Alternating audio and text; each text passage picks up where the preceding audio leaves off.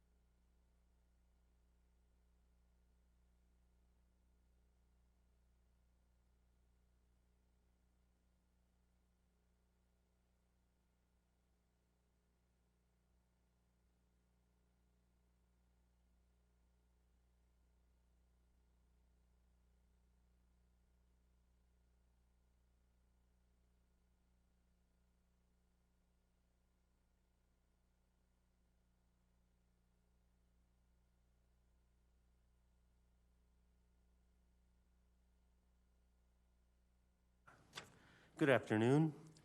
Welcome to the Economic Standing Policy Committee of Lethbridge City Council for Wednesday, June the 23rd. I'm going to begin with the Acknowledgement Statement.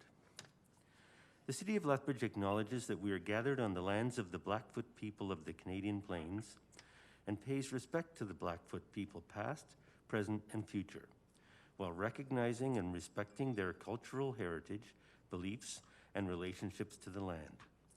The City of Lethbridge is also home to the Métis Nation of Alberta, Region 3. I'll now ask our City Clerk to do a roll call. Thank you, Mayor Spearman. Vice Chair Carlson. Present. Councillor Kaufman. Present. Councillor Higgin. Present. Councillor Morrow. Yeah. Councillor Miyashiro. Here. Councillor Parker. Here. Acting Mayor Crowson. Here. And Deputy Mayor Campbell. Here. And Mayor Spearman. Present. All present. Thank you. Thank you.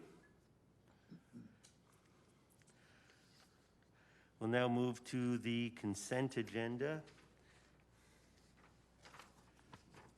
I have a resolution from Deputy Mayor Campbell. Be it resolved that the minutes of the Economic Standing Policy Committee Capital Improvement Program meeting held on Wednesday, May the 10th, 2021 be approved, and that the Mayor and the City Clerk be authorized to sign the same. Councillor Campbell? Any questions from my colleagues? I see none. Call the question. Question's been called. All in favor? Any opposed? That is unanimous. Thank you.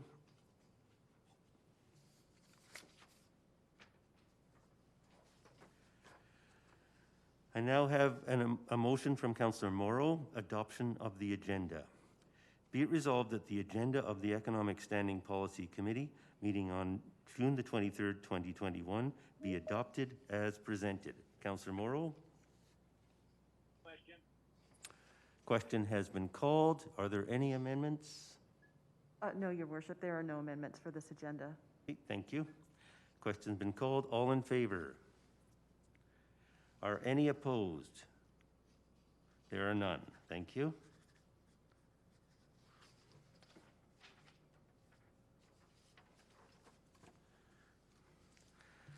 Okay, the first presentation is from Atrium Cole, Mr. Tony Moreau, and I think Mr. Vlad Grigor, the Elan project presentation to the City of Lethbridge. So, Mr. Morrow and Mr. Grigor. Thank you. Thank you very much, Mayor Spearman. My name is Tony Morrow, and no relation to Councillor Morrow, but perhaps we have a common heritage at some point in the past. Really appreciate the opportunity. Let me first start by expressing the regrets of our Chief Executive Officer, Andy Caruso, who was unfortunately unable to attend today. He really wanted to be here, but was called away on another matter. And really kind of before we get into the presentation, we do understand that Albertans have concerns, and those concerns are important to us. And we've been speaking to municipalities across the province who had responded to our original offers to provide additional information, and we're pleased to be here with the City of Lethbridge today, and we really appreciate the opportunity to share our information. So, if we can go to the next slide, Janessa, thank you. And so really, the deck has been circulated, and I trust you've all had the opportunity to scan it. And Ryan had suggested that we target keeping this presentation to 10 minutes, so we'll try to do just that by hitting the highlights, if that's okay with Mayor and Council. Yeah, So I think really, we've all read it, so please concentrate on what you think is important. Yeah. Okay, really good, thank you. So just a couple of high-level points here on who is Attram Coal. We're a responsible mineral developer with a focus on metallurgical coal in Alberta and British Columbia. We value sustained, open, and transparent communication with all of our stakeholders. Our employees live and work in Alberta. This is we're publicly listed on the Australian Stock Exchange, but our employees do live in Alberta. And that actually goes for our CEO, who actually moved to the Calgary area back in January of this year. And before I take one more step here, I'm remiss to let you know that I'm joined today by Vlad Grigor, who is one of our key advisors. And my responsibility within Attram is the Chief Development Officer. So hoping to be able to address those questions. I should have said that at the outset. And really a little bit more about Attram and our values. We're committed to conservational stewardship, and that's really kind of what we've always been about. And the final point there is that the metallurgical coal that we were proposing for the Elan project is for steel making and not for electricity generation. So a real quick overview about who we are. And Janessa, if we could get to the next slide, please, that would be great. Thank you. So again, protecting the environment, we've heard loud and clear from Albertans, all walks of life, that this is an important topic to them, and we wanted to make sure that we presented our view that we do prioritize the mitigation of impacts from mining operations, and that's one of the things that we start with early on. We do this through our own strong environmental management practices, and really that starts with the collection of environmental baseline data. And these are extensive studies for things like air quality, surface and groundwater, vegetation, soils mapping, wildlife, and other land resource studies to give us a comprehensive view of what the existing natural conditions are prior to laying on top of that what a proposed mine plan could look like. And again, the studies, I'm sure it's not lost on council, studies are not only required by the provincial and federal regulators, but they're really valuable to us in terms of how we operate, or how a mine would operate, and what the end of mine rehabilitation could look like. So we'll move to the next slide, please, Janessa. Thank you. The next two slides have a focus on water, and what we've done here is we've split the slides into two. One really about the quantity, which we've titled diverting water, and then the second, which is water quality. And we'll talk about that in just a second. But really the message here is that Alberta Environment and Parks has stated quite unequivocally that the water allocations within the Oldman River have not changed, will be granted to mining projects. The province does maintain a priority system to ensure that existing water users, such as municipalities and ranchers and irrigation districts, maintain the priority of their licenses and will always have access to their allocation before any type of allocation that may be available to say a mining company or another industrial user. And most importantly for us is that, we will carefully follow those guidelines to ensure that the water flows that are established by the province meet those requirements, not only for aquatic life, but also for the availability of all existing users. And again, when we get to the question and answer period, more than happy to kind of dive into that in a little bit more detail. Janessa, if we can move to the next slide, please. And the next slide is really about the water quality piece. And we do take the protection and conservation of water very seriously. It's been first and foremost in our preliminary planning. The big topic is selenium. It is a naturally occurring non-metallic mineral that is found in rocks, soils, and water throughout Alberta, released when it comes into contact with oxygenated waters. Our project design, and this was a core planning principle for us, prioritizes maintaining water quality parameters, including selenium and nitrates, at their current levels. So we would never design a facility that would seek to increase the levels of selenium. And really more importantly, in the third bullet, there are plans do not call for and have never called for the release of any untreated water throughout the 20+ year life of our project. I think that's an important consideration. And then really kind of that last bullet there is our commitment to work with the regulators to ensure that any discharge of treated water from a proposed mine will meet those stringent parameters that are established by both the provincial and the federal regulators. So I'll move on to the next slide, please, Janessa. Thank you. The next two slides really talk about land use, and really, the headline for us is our planning really does start, the beginning for us kind of starts with the end in mind. We want to make sure that what's left behind post-mining can support sustainable multi-generational use, and really we want to leave a rehabilitated site that doesn't look out of place with the natural landscape. And in doing that, or in the process of doing that, we incorporate stakeholder and Indigenous knowledge through the various phases of our planning. And that's really kind of, that's really for us where it starts. And if we can just go to the next slide, Janessa, is really the video loop.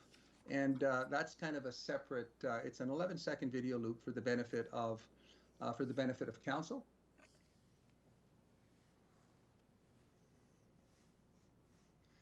And what this is this is a rendering of what kind of before, mid-project, and post-mining or post-closure could look like.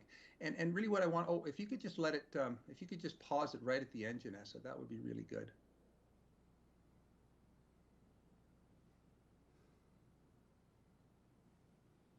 That's great, thank you. And so as part of our engagement activities, we've taken some preliminary mine designs and taken a look at what a post-closure landform could look like, and clearly you can see on the screen that we've got three separate features that we've identified. There's a forested area near the top. There is call it a rough fescue grazing area kind of in the middle foreground, and then in the immediate foregrounds, some type of a water feature, whether that be a wetland or a lake that would support aquatic life.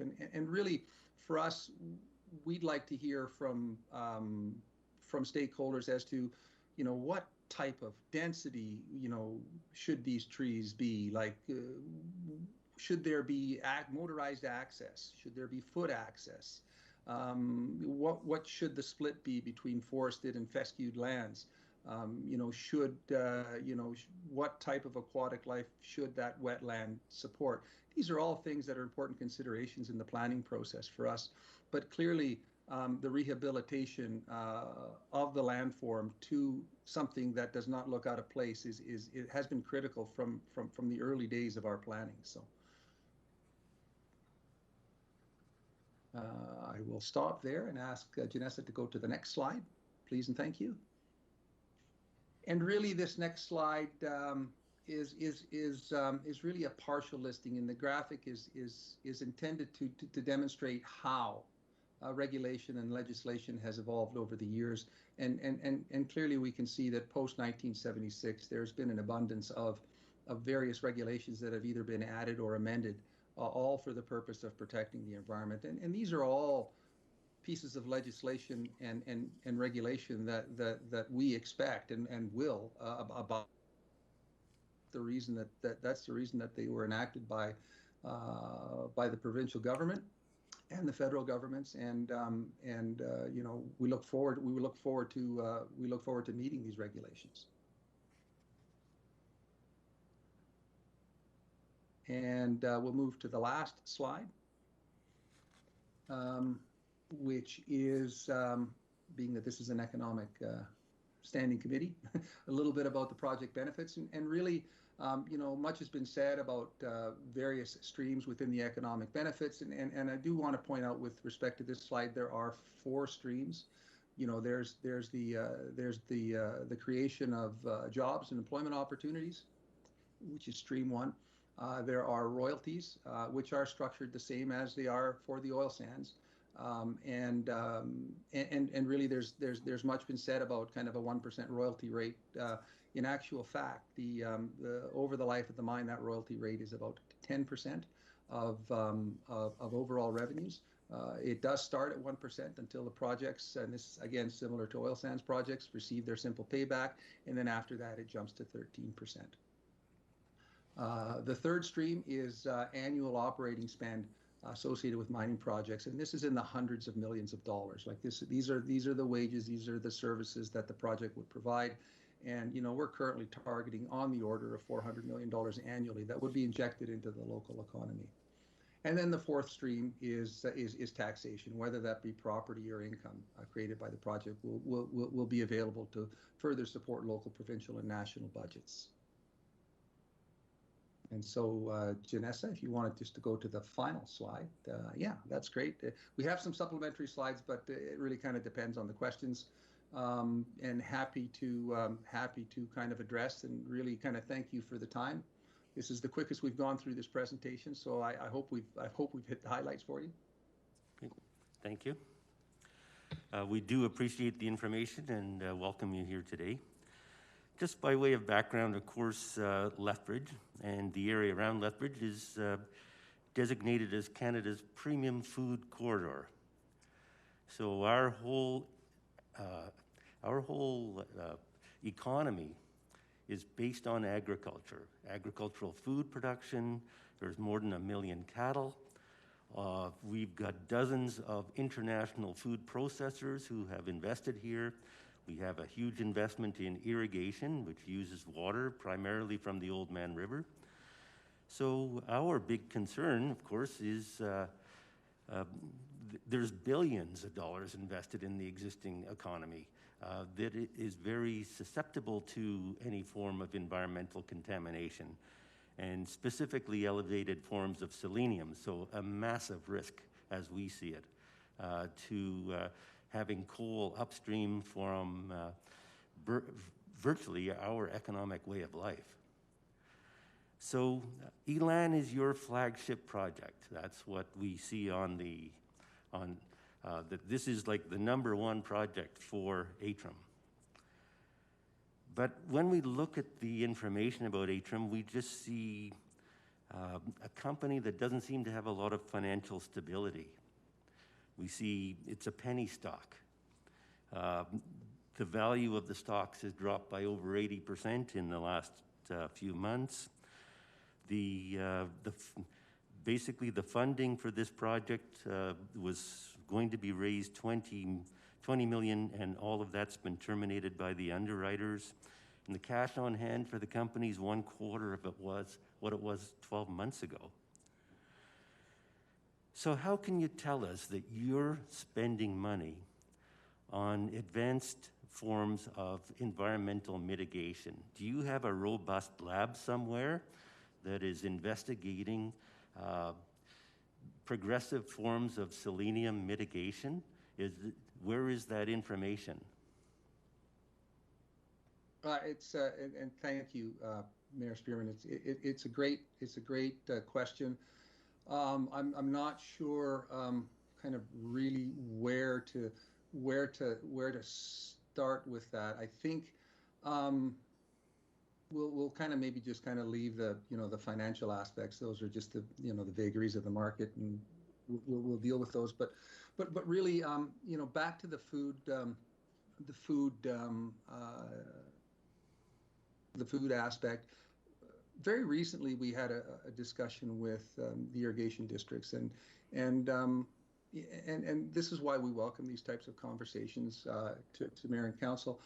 We actually received firsthand from the irrigation districts that there is this concern around the fidelity, if you will, of the water, because the food crops are often certified, and that was something that really wasn't on our radar screen until we had that original discussion. So certainly appreciate the comment with respect to the fidelity of the supply and those certification processes, and we'll incorporate the measures that we need to incorporate going forward to ensure that water quality meets the guidelines that have been established for the basin. So I mean, that's the best that I can do at this stage of the game. We don't have a whole lot of data for you. We're still in the process of collecting our information with respect to the experts. We do not have a specific lab, but we have retained experts who do have specific labs that are designed specifically around selenium capture and treatment, and have been involved in numerous successful treatment facilities in Western Canada and in the Western U.S. At the appropriate time, we'd be more than happy to bring those forward, in the regulatory construct, and also kind of to the various concerned municipalities to share how we would address these concerns going forward. Okay, thank you. I do think that's Hold on a something. sec. I think Vlad maybe wanted to say something. I'm sorry. Yeah, sorry. The only thing I would add is that the conversations with our experts and their affiliated labs are already happening.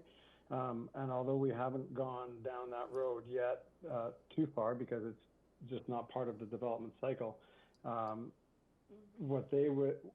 what would happen around selenium treatment and management in that lab situation would be designed to mimic the exact soil and makeup and ecosystems where we're looking at developing. So they're not kind of these theoretical lab conditions. They're designed to be exactly what exists in the field. So we're already going down that road. We just haven't gotten further pending the development life cycle of the project. Okay, thank you. So you haven't got to that point yet. And I just referred to the Grassy Mountain decision last week, and the joint panel there, they said that in terms of this information, and they looked at the mitigation strategy proposed by Grassy Mountain and the company involved, that it looks very similar to what you provided today to us. And they said that the conceptual nature of the information, when they asked further questions back to the mining company, the coal, they made multiple requests for information and didn't get any information which was complete and comprehensive with respect to technical details for verification. So before your process goes forward, we'd want to make sure that we understood that the information that you submit could be verified technically and scientifically, and will be subject to that process. And you would agree to that, correct? Oh, that's a fair ask. Yeah, all we're asking for is an opportunity to be judged, as a standalone project. I mean, we recognize that each of the proposed projects has different environmental factors to be considered, and each project has its own unique benefits and challenges. And we're really just looking for the opportunity to put the best possible submission in front of our stakeholders and the regulators. Okay, thank you. And I started out on the financial concern. My last one would be the Alberta auditor released a report saying that the mining companies are not putting enough money into the mitigation fund. And basically, there's $1.5 billion in the fund and $30 billion in obligations. Now, that does include oil and gas as well as coal mining. But they specifically cited some issues where coal mining companies could not pay the cost of mitigation when selenium was a risk and had to be mitigated. Would you have any concerns about paying 20 times as much into the fund for mitigation as is being suggested by the auditor? A great question on the mine security financial program, or mine financial security program, Mayor Spearman. I think it would be fair to say that we are open to putting more money into that fund. And one of the conversations, and I'll give you for instance, one of the conversations that we have with respect to water treatment, in some of the previous discussions with other councils, was assuming that this process works, assuming that the saturated rock fill and the secondary treatment facilities work. What's to assure us as a stakeholder that those facilities are going to continue to operate beyond the life of mine?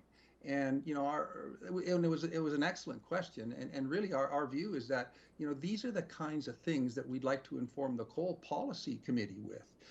We've heard loud and clear from Albertans that water quality is a big concern, and the fact that companies will stop mining and this could be a problem or a concern for a number of years to come is something that needs to be addressed by the proponents themselves, and really something that needs to be addressed in the policy. And we would welcome the opportunity to enhance the mine financial security program to accommodate things like that.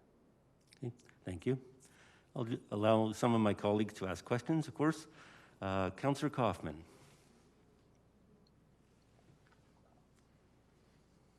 Thank you, Mayor Spearman. Thank you, gentlemen. Appreciate you being guests here today to sort of walk us through some of this.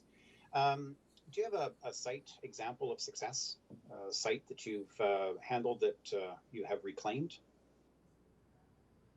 I can't point to that today, Councillor Kaufman. We are an exploration and development company. We have not had operating assets. We do progressive reclamation on exploration activities that we've conducted in the past, and they're in various stages. We were looking to start reclamation at our Elan South site later this fall, pending approval by the regulator that we can get in there and start replanting some fescue. Okay. If you could actually just share with members of council then some of those other places. You say progressive reclamation. So if you've got some examples, that would be great to circulate to council.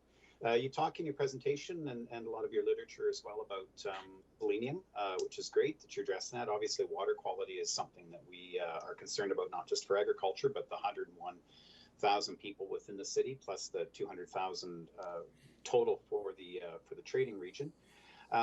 So you're okay with the federal impact assessment then on metallurgical mining? Minister Wilkinson, I think, is the current federal minister. You're okay with the feds and that process as well? It's the process that's been established jointly, provincially and federally, and there are federal triggers, and we welcome the federal welcome the federal involvement. Yes, and as you're probably aware, the federal government is also proposing coal mining effluent regulations for hopefully later this fall, and we welcome the release of those to determine what the best possible path forward to mitigate to the levels that they've identified, or that they will identify in that document. Okay, thank you. And actually, it's a great segue for that point. You make the statement there's no release of untreated water. Now, in my mind, and this might be my layman's understanding of process, when you are scraping away mountaintop, you're taking the waste product and it goes traditionally into valley. But then it rains, it oxidizes, it's exposed to air, and selenium comes out. In my mind, that's untreated water. First of all, can you define what you mean by untreated water? Well, that water would be captured and directed to our pit, where it would begin its primary treatment process. Okay. So there's a capture mechanism kind of within that, and there's not to kind of dig into the details of our site-specific capture processes, but we would collect any of that water that would come from, say, a valley in an ex-pit location. To the extent that we could hydrologically connect that to our pit, we would. That would save us, creating a larger capture area at the bottom of that. But traditionally, there would be a capture area at the bottom of that ex-pit location, and that would be pumped back into the pit where it would undergo primary and secondary treatment. Okay, thank you. I have more questions, Mayor Spearman, but I'll step out. Thank you. Councillor Miyashiro, did you have a question or two? No, I'm good, thanks. Okay, could you explain to us the type of mining that will take place? So it's not open pit, but it's something, it's the modern mining technique is not what it used to be. It used to be labor intensive, now it's more machine intensive. Can you explain that process to us?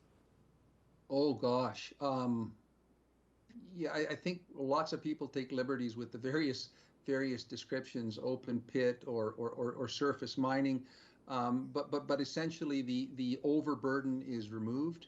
That overburden is stored in an external location until such time as it can be returned to a mined out pit. So the overburden is removed and stored, and per Councillor Kaufman's questions, that any contact water there is directed to primary and secondary treatment, often reused as part and parcel of the coal processing activities. I'm sorry. Your question was so the surface material is removed. It's stored externally to the mine site, and once it's concluded, it's returned. Well. So that this is the progressive reclamation and rehabilitation piece. The ex-pit, the preliminary external pile, if you will, the storage location is kind of recontoured to not look out of place with the existing environment. And then once the mineral has been removed within the pit, the subsequent phase of mining, once it removes its overburden, that overburden is directed to the pit, and so it rebuilds the landform as you go behind you, if I can use that analogy. Vlad, did you want to add to that? That's good. Well, and the only piece is that it's not just rebuilding the landform, but it's all aspects of the reclamation start right away. So as the process moves along, behind it fills in, it's revegetated, it's mitigated, and returned. Okay. And so when the mine has completed its useful life, so how long does it take, and when will that occur? That'll occur after the useful life of the mine, but how long will that take? Because you're not earning revenue at that stage, right? Yeah. So two things. We expect that we'd be into the revegetation and reforestation piece probably somewhere between years 5 and years 10. And again, it'll just take time for that vegetation and reforestation to take hold. But the mine financial security program accounts for that. So as you're earning revenue and creating disturbance, you are putting more and more money away into that fund for subsequent reclamation. And this is where it's different again from oil and gas, because oil and gas does not have this type of security program in place. Okay, thank you. Councillor Kaufman?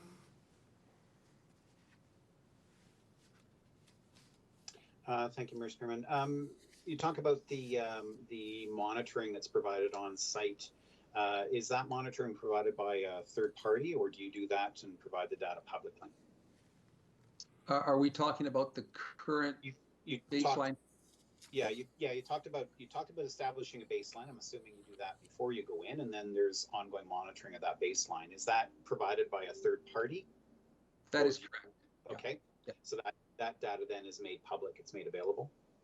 The data will be made available typically throughout the regulatory process, but in the spirit of open and transparent communications, we're happy to share. We're happy to share that as we get closer to those regulatory applications. But really the process is such that we spend a number of years collecting data.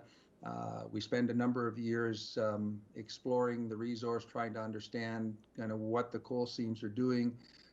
Then we'll spend some time trying to define what a mining sequence could look like within that. And then once that mining sequence is established, we would take that footprint and assess it against the data that we've been collecting over the years to determine what those impacts would be. And that ultimately informs the impact assessment that's both a federal and a provincial requirement. Okay, thank you. Isolation South, how far along are you on that project? Is that just at initial stages? No. Well, everything's at initial stages, but at Isolation South, we've effectively completed our drilling program there to the density required to support the declaration of a reserve, if you will. Similar to the way the oil and gas companies work, you have to go out and punch a few holes to see what's there, and then you kind of you do a little bit of infill drilling to try to get the appropriate density that supports the next level of financial analysis and investment. So we've completed the drilling. We're still collecting. We're still collecting environmental data. There's still much work to do on things like geotechnical and groundwater flows. There's probably still a few more wells that need to be placed to properly understand what's going on. So we're a number of years away from populating, call it regulatory applications. Okay, so it's an issue of, and I recognize you identified the vagaries, the market conditions.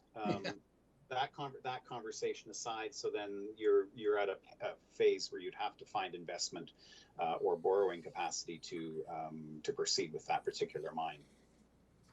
Well, I'd be disingenuous if I said that coal mining companies weren't challenged in Alberta these days. Yeah. But I've been working in Alberta in the energy sector for the better part of the last 30 years, and as you guys have lived in Alberta, I've lived in Alberta. We've seen the ups and downs, and to the extent that we are able to get a balanced coal policy that allows for individual projects to be assessed on their merits, we're confident that. We can present a solid application for regulatory review. Okay, thank you. You identified the royalty structure is the same as oil and gas exploration in the province. Oil sands mining, particularly. Oil sands mining. Okay. Yeah. Okay, thank you. I've got more questions, but I'll just step out. Thanks, Mr. Spearman. Okay, thank you. Deputy Mayor Campbell. Thank you, Mr. Mayor. Thanks, gentlemen, for the information. I was just was curious. You talk about the coal you're going to get here is used to produce steel, but not to generate electricity. Is that significant, just for the public to know that you're not going to use coal to destroy the environment, so to speak? But or is there a different way that you have to get the coal? When you're just using it for producing steel, is there any difference? I mean, what's the main reason for saying that's what you're using it for? Oh, it's a great question, Vlad. Did you want to take that one on? Sure. Well, I can't. So I just give you an opportunity to chat. It's a different kind of coal. So it's a coal that is able to burn at a higher temperature, and it's a higher quality coal. So in order to produce steel, you require a coal that takes that process and enables it to happen. So it would never be targeted for thermal, for electricity production. And as it turns out, our coal is like among the best coal in the world. So if you take a bit of more of a global view, and the reason I'm going there is because I literally did my master's in environmental management and footprint reduction. If you take a more of a global view And if you look at greenhouse gas emissions, using Alberta coal to produce steel, which is like what we all still have to do anything,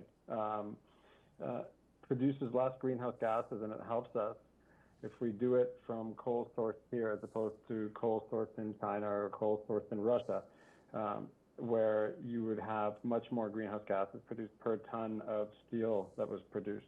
So for the province, it's funny, coal looks really bad, but for the province, if you look at metallurgical coal production and how that relates to steel and how that relates to progressing our society to a low carbon future, it's actually a really good story. It doesn't look particularly good because it says COAL at the beginning of it. Yeah, I think, and thanks, Vlad. The distinction between thermal and metallurgical, if we were a thermal mine, we wouldn't be having this conversation, I guess. We do see the benefits long-term to society of steel. I mean, we see it everywhere. We use it everywhere. And the demand for it isn't going away. And our view, respectfully, is if it can be mined responsibly, then why not right here in Alberta for the benefit of Albertans? Thank you. Just in terms of the selenium, when you test, how often do you test? When you go ahead, how often? Like, is this a daily test of downstream waters, or is it once a month, or how often do you test? And if you go above and beyond what is required, what's the next step? Great question. So I think the general protocol, is that we wouldn't, and if you put it in the context of the coal mining effluent regulations that are pending, you wouldn't be able to release unless it met a particular specification, right? And so the testing that you're referring to would be ongoing to the extent that there was waters that would need to be released, and they would be released only if they met those conditions. Now, there's a second set of monitoring testing because there's concerns about groundwater, and so those would be monitoring wells, groundwater monitoring wells that would be down gradient of the various mining locations that would monitor quite possibly on a weekly basis or a monthly basis to see what was happening with groundwater. As we know, groundwater flows extremely slow. The frequency would be established by the scientists, but really we would have that monitoring of groundwater in place in addition to the monitoring of the water that would be eligible for discharge. Thank you. And importantly, that monitoring wouldn't be happening like right at the river's edge. So by the time you find out about it, there's literally nothing you can do. So you would create a distance to make sure that if you were to have a problem, and this is not your primary management technique, this is a contingency. If you were to ever have a problem, you can find out about it far enough from it entering any waterways to start to put in mitigation strategies. Thank you for your responses. Thank you, Mr. Mayor. Thank you. There's a page that talks about your primary water treatment, saturated rockfill, and has a diagram. In the decision last week, they talked about saturated backfill. I don't know what the difference is, but basically saying that there were concerns that was not sufficient, and even a modest reduction in effectiveness would result in a relatively large increase in selenium in saturated effluent. So how did you scale this, and how do you know it's going to be effective? Yeah, that's a great question, Mayor Spearman. I think I'm going to give you the answer in two parts, and hopefully it addresses your question. But really, we're a number of years away from actually being able to, quantify the reduction rate that we've seen. We're working with some folks that have tremendous experience and have seen, a lot of success. A lot of that information isn't public yet, and we're expecting that over the course of the development cycle for the Elan project, it will be made public. But really, this is kind of where the scientists we'll explore the issue in the regulatory process. But to back up, saturated rock fill or saturated backfill zones, those it's equivalent terminology, at least in my way of thinking. Okay. Right. It involves taking the water and really keeping it in a low oxygen environment that reverses that ionization reaction that released the selenium in the first place. And that solid form of selenium then attaches to the rocks in the bottom of the rock fill, and it's sequestered indefinitely. Okay, thank you. And the second comment was that if the saturated backfill or rockfill was not adequate, the secondary treatment process was not adequately documented. What is your secondary treatment process if this is not sufficient? Well, our secondary treatment process is really a water treatment plant. That would take anything that needed to be released. And if you take a look at slide 12 in your deck, you'll see that we've made provisions for a secondary water treatment facility, which is really designed to remove any constituents that are above the surface water quality guidelines. Okay, so our folks in water treatment here at the city tell us that there is no known technology to remove selenium from the water. Has there been any change in that? You know what? I'll have to get back to you on that one, Mayor Spearman. I can't answer the question. All I know is that we do have an active water treatment facility. Not we, but there is an active water treatment facility on the east side of the border that Tech has spent hundreds of millions of dollars on, and they are seeing significant success in using that secondary treatment facility. So. Okay, thank you. Councillor Kaufman.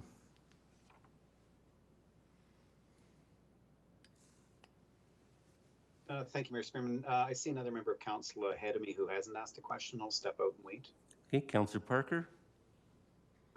Thanks, Councillor Kaufman. And you do that, but greatly appreciate it. Obviously, you're here to inform us as a committee of council. Is that your primary objective today, is to educate us? And are you doing this with other municipalities? Like, maybe you've already stated that, but are you kind of, for lack of a kind of on a roadshow, trying to get your side of the story out there throughout Southern Alberta, if not Alberta? Yeah, road shows. This outreach, the genesis of this outreach was really that a number of municipalities had expressed an interest directly to the Premier with respect to the coal policy, the rescission thereof, and then kind of the. And so our approach, sorry, Councillor, our approach was really to say, look, there are a number of municipalities that have concerns. We'd like to invite them to a discussion so we could actually share some information. We're not here to advocate for a coal policy. We're not here to advocate for a project.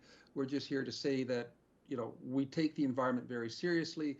All of our plans have been geared around, so for example, kind of end-use land planning. We are looking at the most recent technologies available to manage water quality. And really kind of the message being, we look forward to presenting a complete application to the regulators that will that will be properly scrutinized by not only regulators but stakeholders as well. And I appreciate that answer. And my question now, to the city clerk, Madam City Clerk, obviously this meeting is being recorded. Of course, not everyone in the community watches these meetings. Will there be an opportunity, there will be a link of some sort so people could go back, look at this presentation? Am I correct on that? Yes, Councillor Parker, it is being recorded. It'll be archived, so it will be on the public website to access anytime you like. Thank you very much. Thank you very much, gentlemen. Thank you, Mr. Mayor, and thank you, Councillor Kaufman. Thank you. Councillor Kaufman. Thank you, Mayor Spearman. Just on the rehabilitation, I recognize that you're publicly traded, but you're still a private company. Can you give an indication of how much is tucked away or set aside for Elan reclamation? if you're able to provide that information? Well, basically, all we have left. I'm not at liberty to discuss, but you know, as you know, I think we've ceased all of our exploration activities, and as I mentioned earlier, we've completed our drilling programs. So the next tranche of capital that we were going to raise, as Mayor Spearman pointed out, was withdrawn by the underwriters. You know, that was going to support kind of the next level of engineering, but would also support kind of the preliminary reclamation. So you know, on our sites, you know, we have roads that are 5 meters wide that we've pushed to various well sites. We've got 20 by 20 meter well pads. In some cases, we've got 20 by 40 meter well pads. Those would be reclaimed. The topsoil that we've salvaged would go over top, and then we would go along and kind of replant with fescue, and to the extent that we wanted to trial some limber pines and some whitebark pines, which is on our radar screen as well. You know, we would do that as part and parcel of kind of preliminary reclamation, just to inform our long-term reclamation plans. Okay, thank you. On the issue of long-term, I just want to leave you with some comfort that if we had to stop everything today, you know, we have enough money to reclaim what we've disturbed by way of exploration activities, and really our exploration activities largely followed pre-existing and historical exploration trails. So we've got probably, maybe, I'm going to say it's a 50-50 split, or maybe a 60-40 split in favor trails that we've opened up. Okay, thank you. And I appreciate it's a raw question, but it's something that I certainly ask. So thank you for that.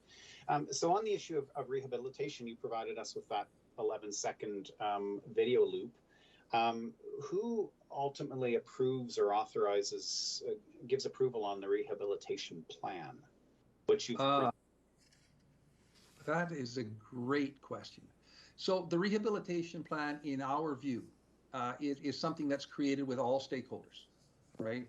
Ultimately, the regulator approves the plan, but if we don't have the input and the feedback and the support of the stakeholders, then, you know, we're not going to have a plan that's going to go well through the regulatory process. And that's why we want to start this now and say, look, this is what our vision could look like. We've got a higher topography area where we could plant limbers and whitebarks, and you know, we just don't know what density, we don't know what kind of walking trails or hiking trails.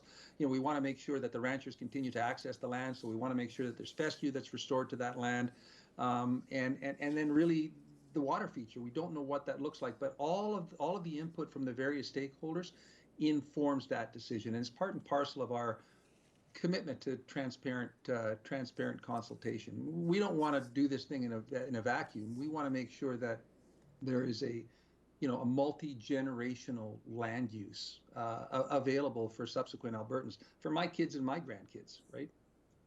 Okay, thank you. Thank you, Mr. Chairman. Okay. Are there any further questions from members of City Council? Okay, I see none.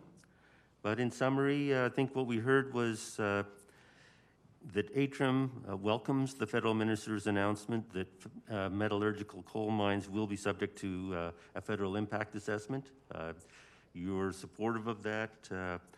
You believe that Atrium has the financial resources to mitigate anything, any disturbance, and your processes on selenium have yet to be explained and are subject to further verification, and you're prepared to provide that information at a future time so it can be independently verified, correct? That's fair, and really our commitment. We've said from the start that the environment is and environmental concerns are paramount to us, and the regulatory process is designed to specifically gauge each project on those critical measures, and we welcome the scrutiny, whether it's from the province, whether it's from stakeholders, whether it's from Canada itself. So, yeah. Okay. Thank you very much. We appreciate your time today, and the information's been shared. Thank you. We very much appreciate the opportunity, and I wish you all a good summer, and we will look forward to circling back with you, Mayor Spearman, at some point in the future. Thank you. Okay, with that, we have a resolution. And we'll sign off then. Yes, we were just going to pass an informational resolution. So, HM Cole, it's being moved by myself, Elan project presentation to the City of Lethbridge.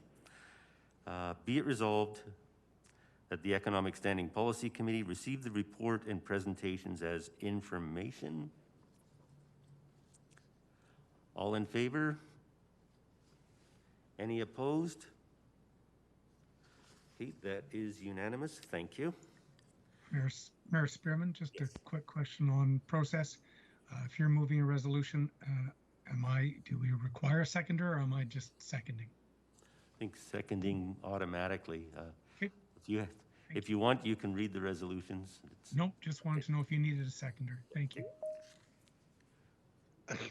And I think we missed like questions and debate in that as well. Okay, you want questions and debate? Go ahead. Questions on the resolution? Debate on the resolution? Any concerns? I see none.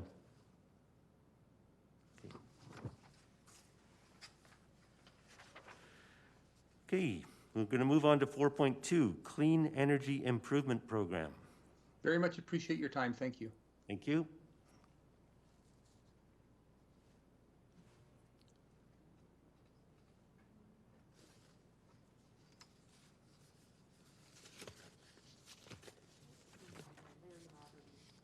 Yeah, is Mr. Larry Laverty online?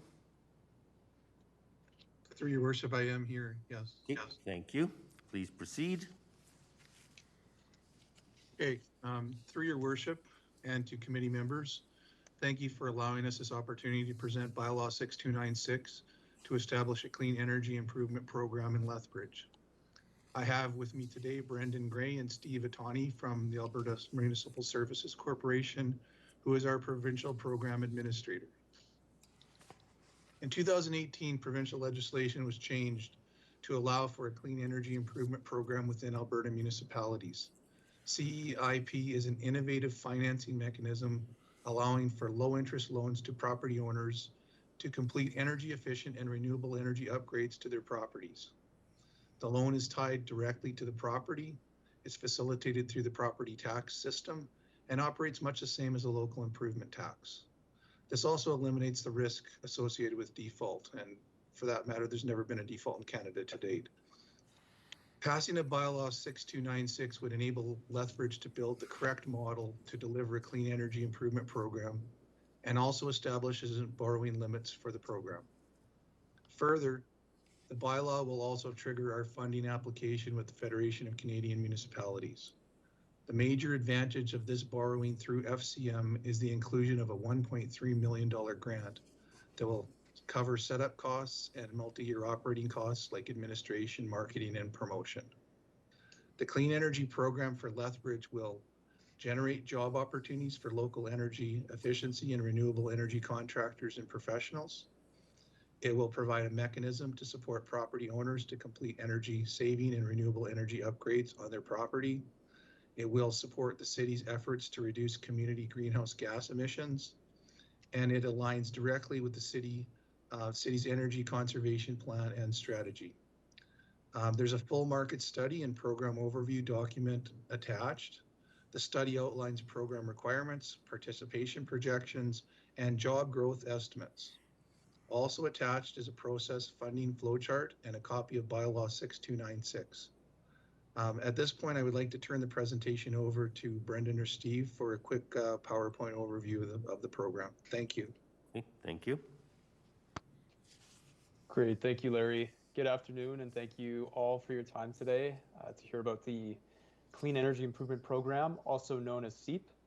My name is Brendan Gray, and I'm the program lead of contractor management for the program. I'm joined by Program Director Steve Atoni. I know our time is short, so let's dive in. Could you please move to slide 5 or skip the next 3 slides, please? Next slide. Oh, apologies. Could you, it should be slide what makes CEIP different. Might be the second slide there.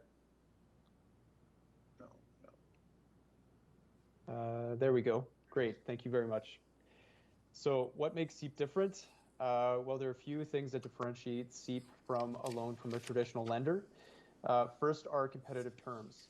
Interest rates for financing clean energy improvements can be very low. This is because the municipality who is lending the money to the participant can generally get a better interest rate on a loan or a line of credit when they capitalize the program than the average property owner. And they can pass a low interest rate along to the participant. Payment term lengths are flexible and they reflect the useful life of products installed, and there is no penalty for early repayment of the clean energy improvement charge by the participant. The program offers technical assistance from AMSC on program details through their website and via customer support channels, and we make it easy to understand which upgrades are eligible. Energy evaluations are a requirement of residential programs and give property owners an idea of which installations will give them the most bang for their buck in terms of energy savings. And the biggest difference between SEEP and a traditional loan is the loan transferability. The clean energy improvement charge stays with the property, as do the upgrades. This reduces the biggest barrier property owners face when looking to install energy efficient or renewable energy products. They're not stuck with a loan for products that they are no longer using when they sell the property. Some additional notes, the borrowing made for financing clean energy improvements does not count against the debt limit or debt service limit of the municipality. And municipalities can capitalize the program through a variety of sources, including traditional financial institutions like a local bank or an organization like FCM, which I will touch on shortly. Next slide, please. Next slide. Great, thank you. So what will the program look like? Using data from past Energy Efficiency Alberta programs and information from other SEEP-style programs, we've modeled uptake for a 4-year residential program in Lethbridge, as you can see here on the slide. We expect the number of projects year per year to increase. We expect the number of projects per year to increase year over year for a total of 182 projects at the end of year 4, totaling roughly $3.6 million in project costs. This is the amount of capital required to offer financing for these projects, or the amount of capital Lethbridge would have to secure to meet program demand as we have modeled. Next slide. Great. So these are some figures of program outcomes.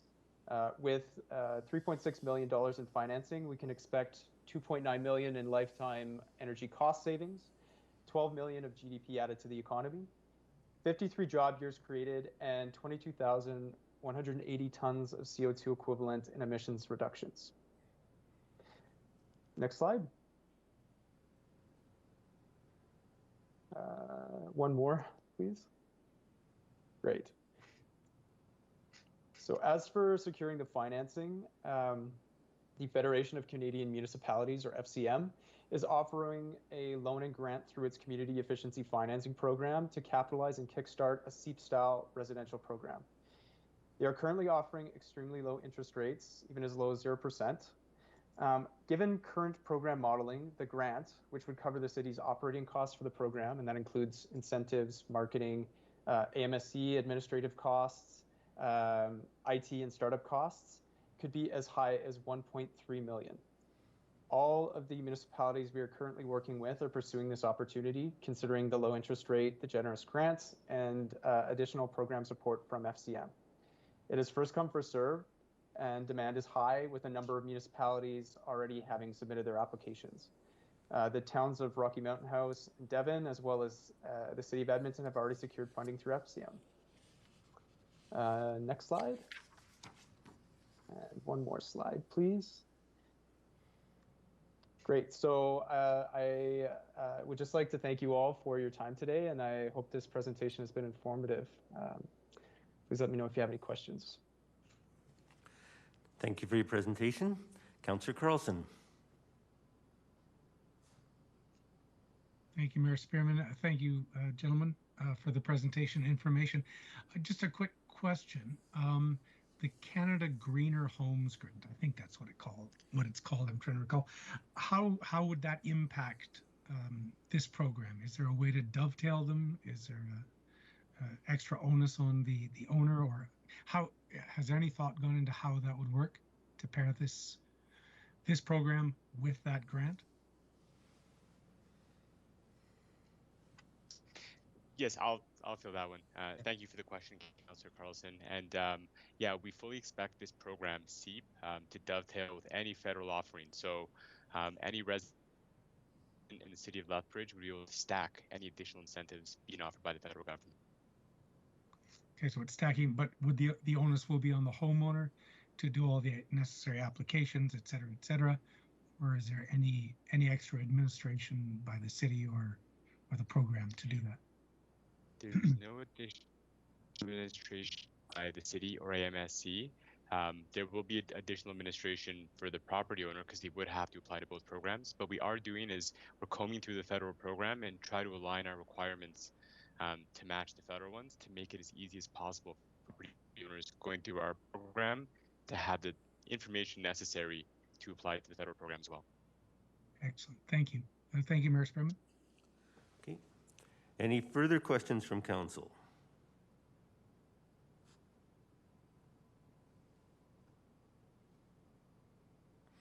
I see none. You must have done a great job with the presentation.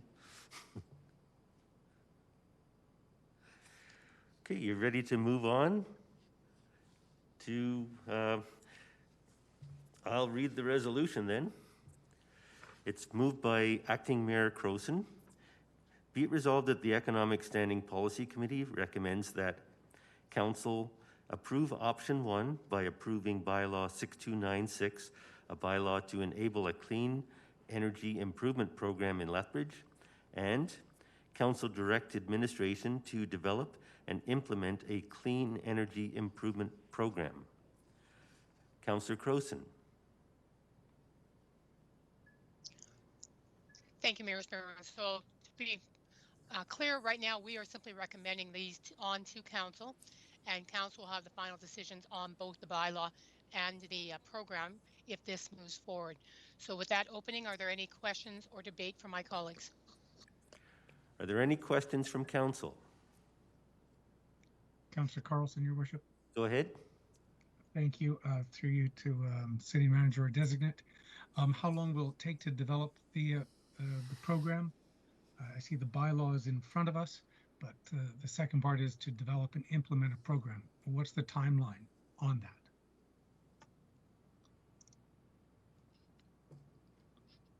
Do you want me to take Mr. that? Laverty, yes, yeah. Mr. Laverty suggested to take that, please. Yeah, we anticipate it's going to take the better part of this year to fully develop the program. We anticipate applications possibly late this year or early next year. Okay, thank you. Any further questions? Yeah, sorry. Oh, Councillor Mashiro is in the line. Sorry, I'll put my hand up. Okay. Councillor Miyashiro. Sorry, I was in for debate. Okay, questions, Councillor Kaufman? Thank you, Mayor Spearman. Always a worst case scenario when you get more uptake on something in a program like this. We're obviously limited by funding as well. Is there a contingency if we get more uptake than what we have available? Okay, I'll let AMSC answer that one. Yeah, so we put in program control. Well, thank you, Councillor Kaufman, for your question. We put in all program controls to manage the queue of applications coming in. So no application gets approved unless it's approved by the city. So what we do is we develop annual allocated financing amounts per fiscal year. And when we reach that fiscal cap, we'll then speak with the city if they want to either close down the program for that year and reopen it the following fiscal.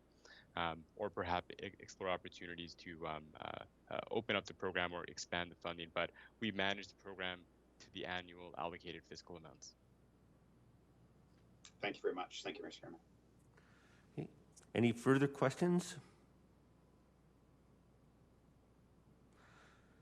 Okay, we'll move on to debate. Councillor Crowson, did you want to open? I will. No, I'll close. Councillor Miyashiro's next, I believe. Okay, Councillor Miyashiro. Thanks very much, Mayor Spearman, and thank you for your presentation today. I believe that the city of Lethbridge should get fully on board with this kind of program. It doesn't come along very often that we can help, I think, our businesses and people that own properties to be more energy efficient or have more clean energy, and this really a responsibility of ours to advocate and to assist with these kind of endeavors. So I will be fully in support of this. Thank you.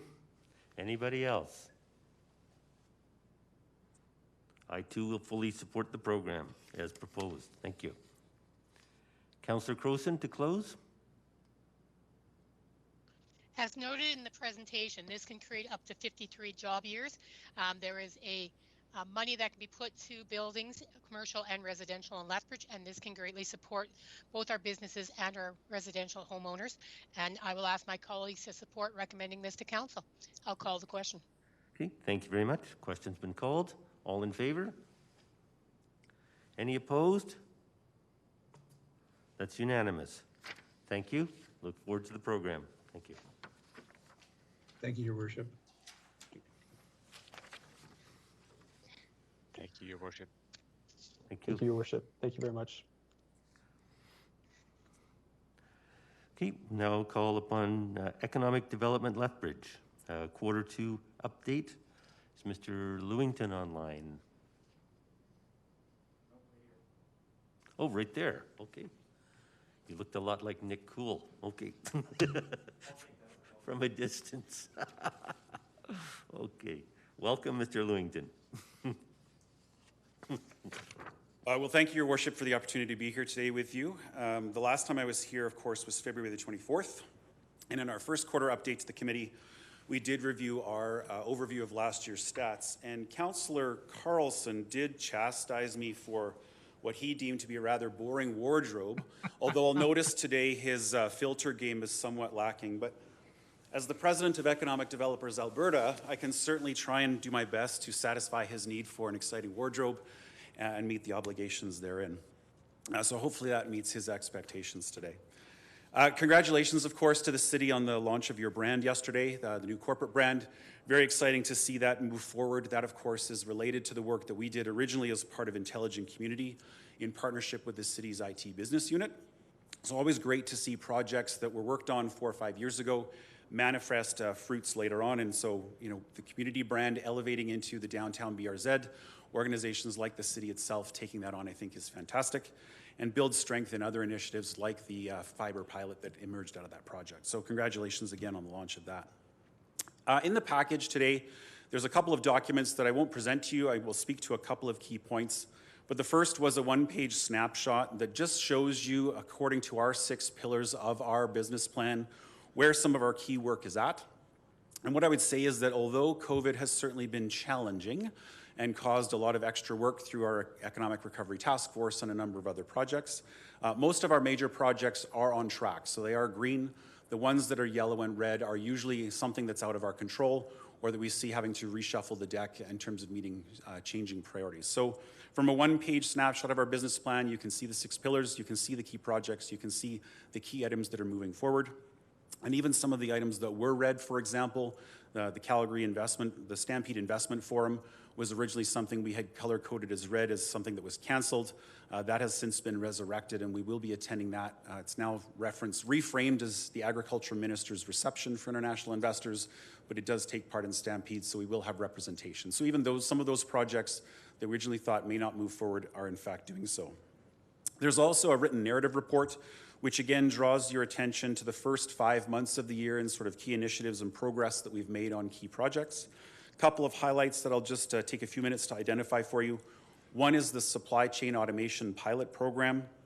We had 16 local organizations take part in that.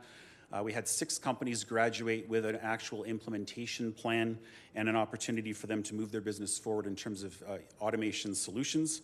That entire program was federally funded through Western Economic Diversification, so it cost the city not $1, but we were able to support those businesses through those many weeks of training and coaching and online content so that they could actually move their business forward. So quite pleased with that. That program also recently won an award from Economic Developers Alberta an Award of Excellence in that category as an interesting and great project in business retention and expansion. Across our entrepreneur programs, so WeSTEM, Women Entrepreneurs in Science, Technology, Engineering, and Math, first 5 months of the year, we executed 105 coaching sessions. So that's great support to entrepreneurs looking to move forward. And on the RINSA side of the house, the Regional Innovation Network of Southern Alberta, there were over 206 coaching sessions delivered in the first 5 months. So in excess of 300 one-on-one coaching sessions were delivered to clients across those two programs, which of course we see as quite a significant milestone. Most of that done virtually or in person where appropriate, but we think that's again a pretty significant contribution. I'm happy to answer your questions with respect to the report when we get to that section.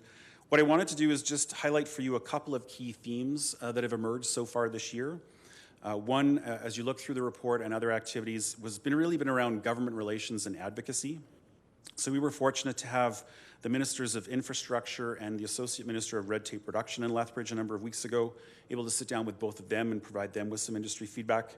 I also had the opportunity to meet with the Minister of Advanced Education and talk about the work that we're doing on workforce and skill development. We've also had contact with Western Economic Diversification, so Justin Reimers, the ADM for Alberta. As some of you might be aware, Western Economic Diversification is actually no more. There is now a new prairie-based regional economic development agency that the federal government has established for Alberta, Manitoba, and Saskatchewan, and BC is now its own standalone entity. So again, talking about the available funding that's been increased, looking at different programs that Lethbridge can certainly leverage from WD. We've also had discussions with Alberta Agriculture and Forestry, both at the ADM and executive director level, particularly around their new investment attraction strategy.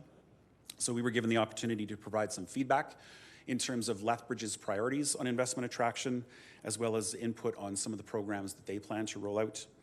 We've been in touch with the senior team at Invest Alberta Corp.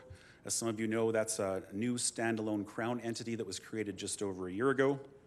And they are in the process of developing a strategic plan to expand their international office network. So we were asked for some input and priorities on which offices to open in which order in terms of what would benefit Lethbridge the most. And so we've had some great discussions also about how Invest Alberta is going to market, how Lethbridge fits into that, and how our key strategic priorities are aligned with the provinces and how we can ensure Lethbridge is on the roadmap as Invest Alberta Corp goes to market. There will be a number of trade missions balance of the year that Invest Alberta is undertaking. Some of those may include the Minister of Jobs, Economy and Innovation.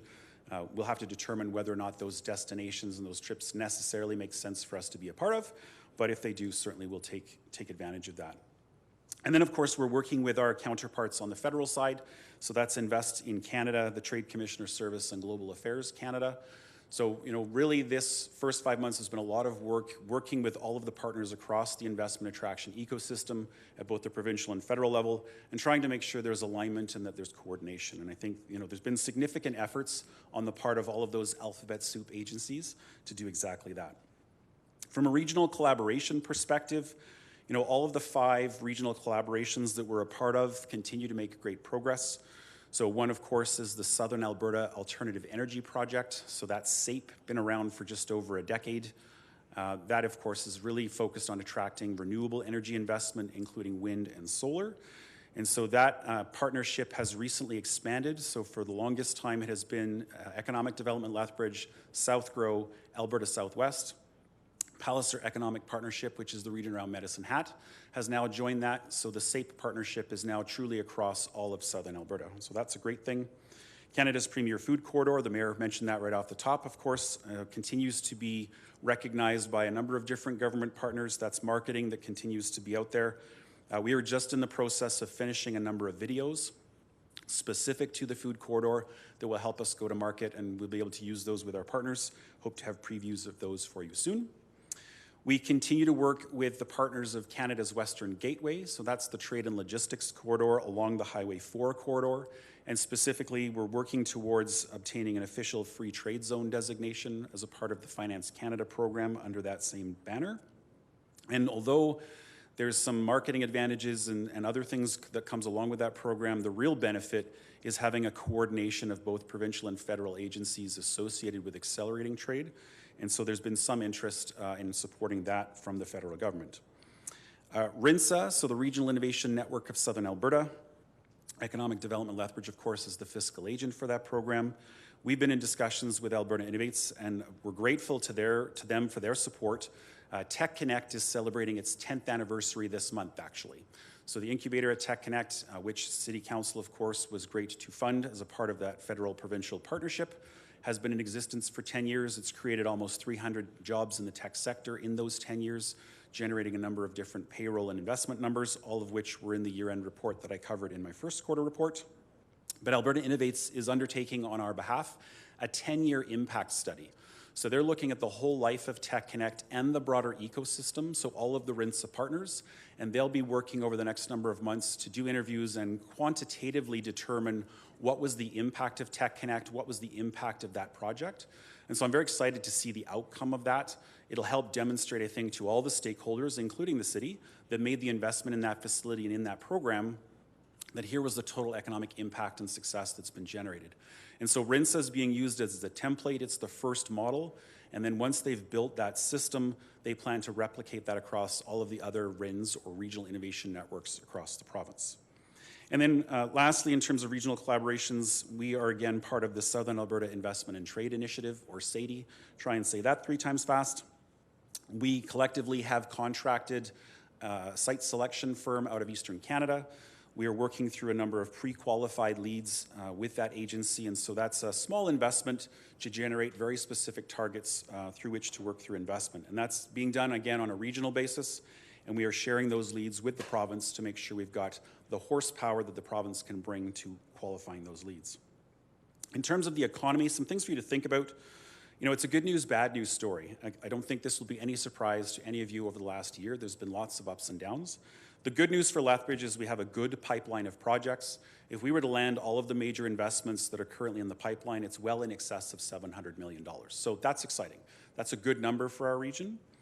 There is, of course, uncertainty, particularly around a potential 4th, 5th, 6th wave of a pandemic that has been reported in some countries, especially related to the variants. We know there's continued risk. Certainly businesses are excited to be reopening July the 1st, but they also recognize that there could yet be additional waves and additional challenges. So they know that this is not a free and clear scenario, and so there's a watch and wait element, which I think will hold back investment. As you've probably seen in some media, there's a current shift in the inflation rate. So inflation, for the first time in a long time, has been above 3% for the last 2 consecutive months. That in and of itself is not an issue, and in fact, it's actually to be expected. Prices were depressed during the pandemic and during that economic contraction. It is normal to see inflation. But the fact that consumers' household debt has never been higher in Canada, the governments have never put more money into the economic system or into the monetary supply. Inflation is the tool by which the economy resets itself and mops up that excess liquidity. So it's expected that we will see inflationary pressures for at least the next year, which of course has implications on the city's budget, costs of fuel, building materials, those kinds of things, but also on consumers and taxpayers as they have to adjust. So it's something for the city to be mindful of. And then lastly, we know that the number one concern of the business community continues to be workforce. And so you may recall at the end of last year, we shared with you the Brighter Together business survey that we did for a 2nd year in a row in partnership with the Lethbridge Chamber of Commerce. And still to this day, the ability to fill jobs and vacancies is a concern for local business. We are continuing our work that we began last year as a region on that skill gap study. We continue to work with Alberta Labour as well as our other partners to make sure industry needs are matched with programs and services in our community. But we know that is something that will be a continued focus and a key area of work for us moving forward. And my final thought would be, probably more for the next council, but this group will have an impact on how that works. And that's really, how does Lethbridge compete on a provincial, national, and global scale in terms of economic development work? And so a couple of examples. Edmonton has truly embraced a regional collaboration model. And so they've really been focused on the integration of everything from planning and development, permits, marketing across the whole Metro Edmonton region. And it took them 20 years to get there. So please don't misunderstand this as a criticism. Any of you that watched the fun of the Edmonton Growth Management Boards over the years, it was a very long and painful process. But Edmonton Global, the industrial heartland, they've really got a solid model. and they're working on harmonizing permitting and bylaws and development requirements across every Metro Edmonton community, which has implications for us because investors are blind to municipal boundaries. And so they look for ease of doing business and how easy can they navigate the system. So that's one interesting model. Some of you are probably aware of Calgary, not only the Opportunity Calgary Investment Fund, or OSIF, which the City of Calgary invested an additional $100 million into, as well as their downtown investment program, downtown revitalization and reinvestment. That fund was about $200 million. So the City of Calgary has put a $300 million war chest together, which again is a competitor for us. I've heard the mayor say, you know, are we I think a large Raymond or a small Calgary is the phrase he's used a number of times. You know, that's what Calgary is doing. So if we want to be somewhere in between, or if we're striving in that direction, we need to be looking at how we compete in a proportionally similar level. And then finally, the other example I would give to you is Saskatchewan. The province is very hungry for investment. They've got a very coordinated effort, particularly in the ag food space. They have representatives in our region courting our companies all the time. And if you've been watching investment news in Saskatchewan, they've recently landed a number of canola crush plants, as well as a couple of other ag food businesses. In the last 4 weeks or so, they've generated just over $1 billion in new investment in the province. So again, we can't rest on our laurels. We need to continue to move our marketing efforts forward because the competition is hungry. And even Edmonton and Calgary have all claimed that agriculture and agri-food are key pillars of their individual economic strategies. And so, although our message resonates, and we of course are promoting the food corridor, everybody's looking for diversified opportunities and pursuing the same course. So just some thoughts to leave with you as you set the stage for the next council and kind of the next iteration of the city's strategy in terms of how we play the game on that stage. And with that, I'm happy to answer any questions you might have. Thank you for your presentation. And now, are there any questions from council? I'll have one. It's going to be a little off the wall. Okay. In terms of the transportation hub, a number of times we've hosted the Truck Expo, which has been interesting. And in the last little while, there's been talk about the lack of support for transportation in terms of truck stops in Alberta. And that wouldn't necessarily be something we would look at as the city. Perhaps we may or may not have the real estate to accommodate that. But when you talk about collaborative efforts regionally, is that something that would appeal and which could benefit a number of municipalities in the area if we could wind up with some form of a transportation depot or a transportation hub? Yeah, no, thank you for the question, Your Worship. I think it's a good one in the sense that we have had probably 3 to 5 inquiries or investment inquiries related to truck stops over the years. And certainly that's not a development I would encourage within the city boundary. To your point, I don't think there's a relevant real estate when we've explored those opportunities. That's always a function of working with our regional partners to suggest either locations or infrastructure changes that are needed. I think the largest challenge right now is the actual demand by those trucking companies. So what we've heard, and the reason many of those inquiries have not been successful, is that on the north-south corridor, companies will insist their drivers fuel up in Shelby, Montana, typically, because the fuel taxes are significantly lower, so it's cheaper to do that.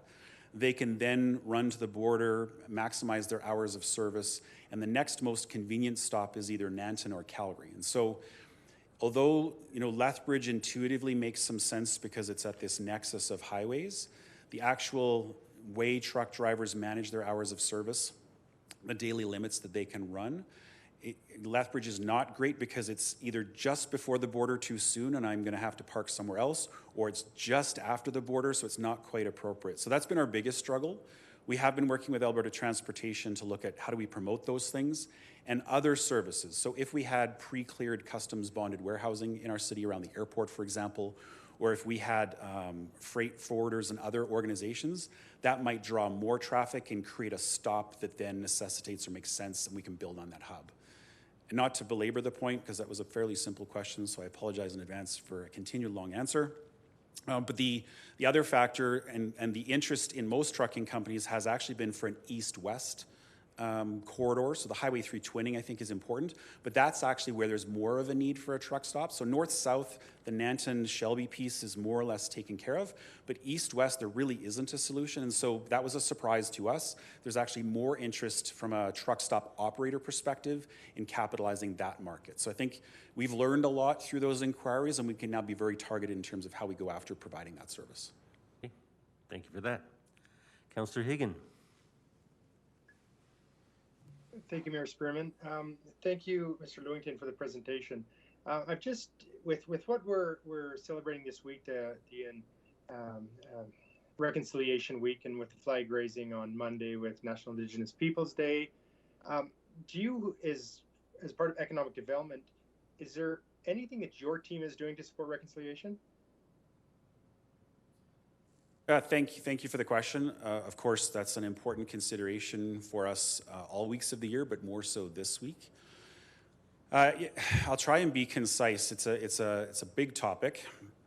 First, I would recognize the founders of Economic Development Lethbridge for having, when they created a representational board as a hybrid of both a governance board and a representation board, there has always been an Aboriginal, it was called at the time, sector on the board, and now that has been reframed as the Indigenous sector.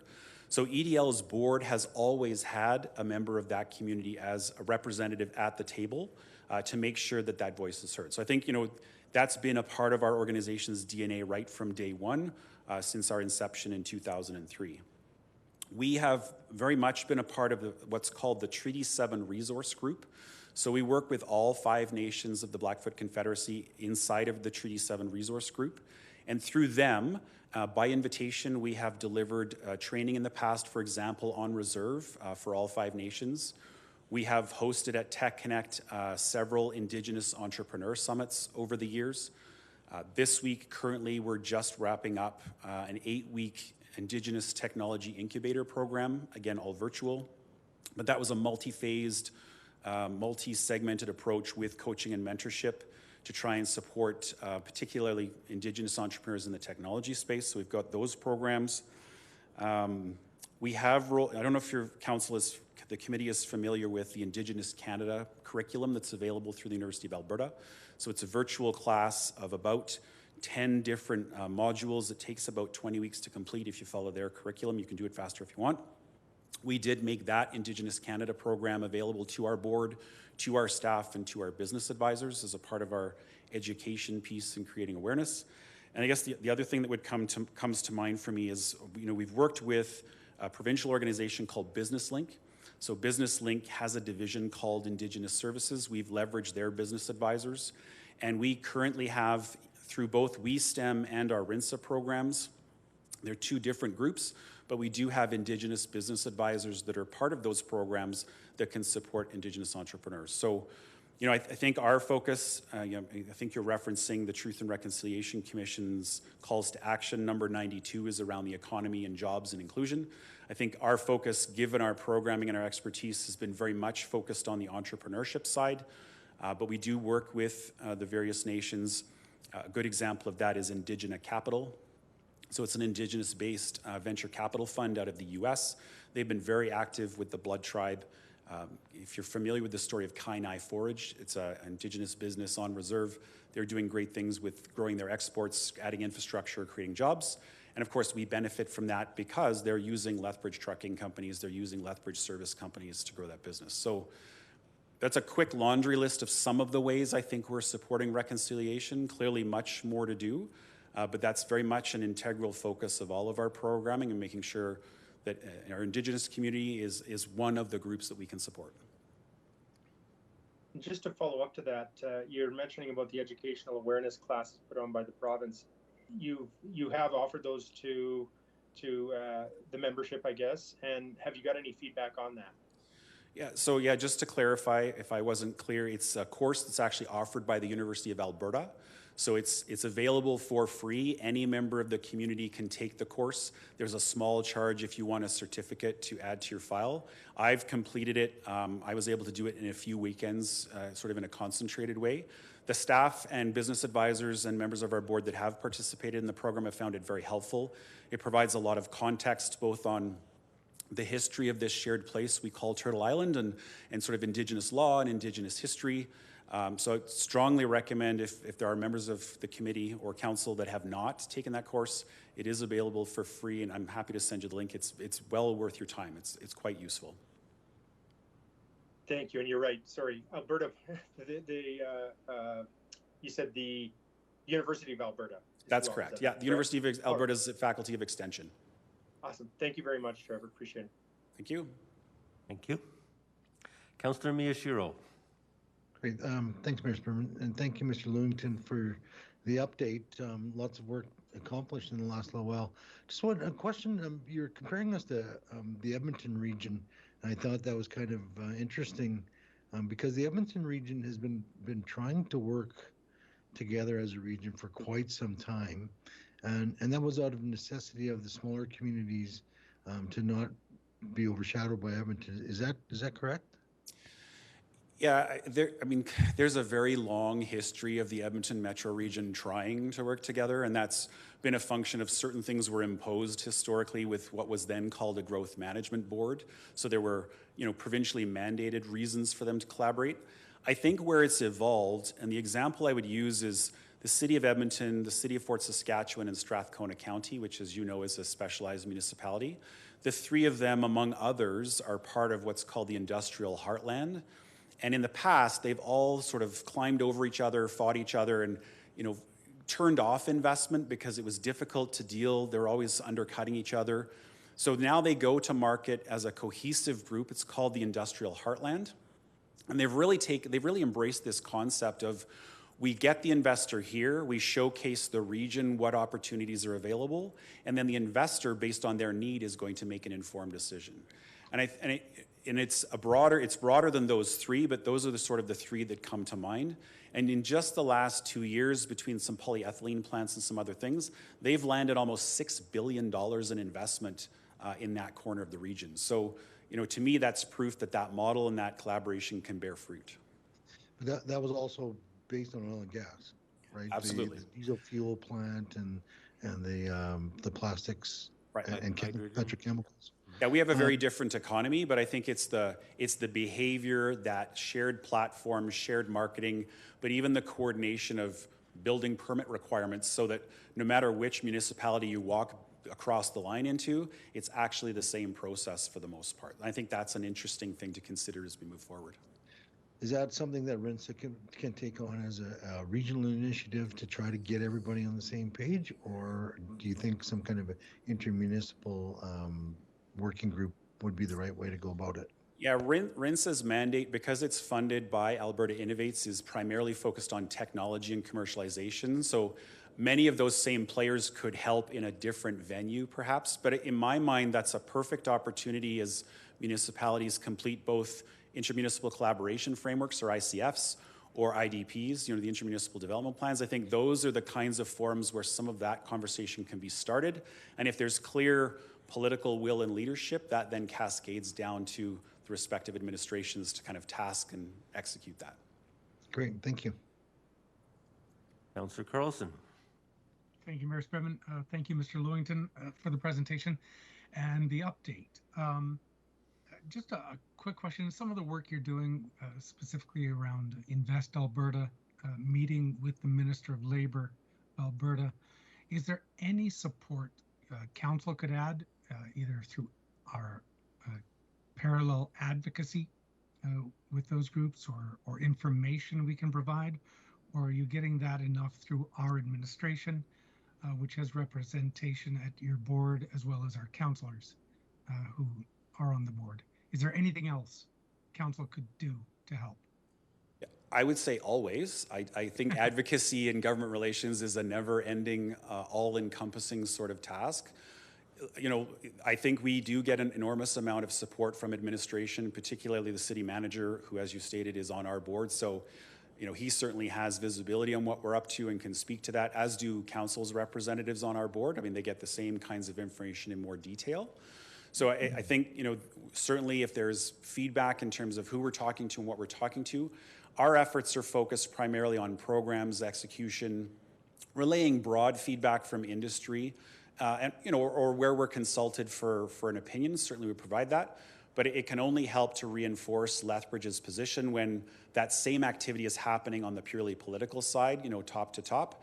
I think there's value in that for sure. And I mean, again, I think that's perhaps a question for council in one of its other committees, is how do we better coordinate some of that advocacy work? Certainly, economic development is not the only group doing that. The chamber does some, our post-secondaries do that. We work with them, of course. They have representation on our board as well for that purpose, to ensure there's alignment there, and I do my best to stay in touch. But I think there's an opportunity probably to better coordinate and align some of those messages, and certainly would welcome an opportunity to figure that out. Awesome. Thank you. I think our advocacy committee is meeting this Friday again. So maybe we'll have some discussions around that. So sure. Thank you. Thank you, Mayor Spearman. Thank you. Any further questions from council? I see none.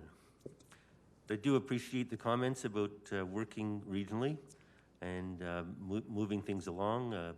Certainly the permitting process and licensing process that we've had some compliments about how quickly we've turned around things at the city, and if there's anything we can do to work with others to do the same, make sure we're showing interest on a regional basis for any form of economic development and investment, we all benefit. So appreciate that, and certainly perhaps the subject matter of a future council's strategic plan to say, look at doing economic development on a regional basis, and how does that look like? Yeah, so tremendous. Thanks for your presentation today. And with that, I think we'll deal with the resolution if there's no further questions. So I have a resolution from Councillor Campbell, Economic Development Lethbridge, second quarter update. Be it resolved that the Economic Standing Policy Committee received the report as information. Councillor Campbell. Thank you, Your Worship, and thank you, Mr. Lewington, for your detailed report. Always informative, and appreciate all the work that you've been doing, and also appreciate the shirt. With that, I will ask, unless there's any other questions, I'll call for the vote. Okay. Any other questions, Councillor Carlson? No. Any questions? Any member of council? None. Debate? No debate. We'll take that as your close. Councillor Campbell? Call for the vote. All in favor? Any opposed? There are none. Thank you. It's unanimous. Thank you, Mr. Lewington.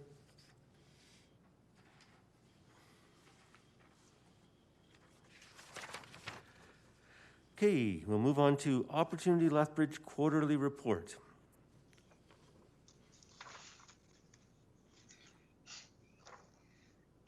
Welcome, Michael.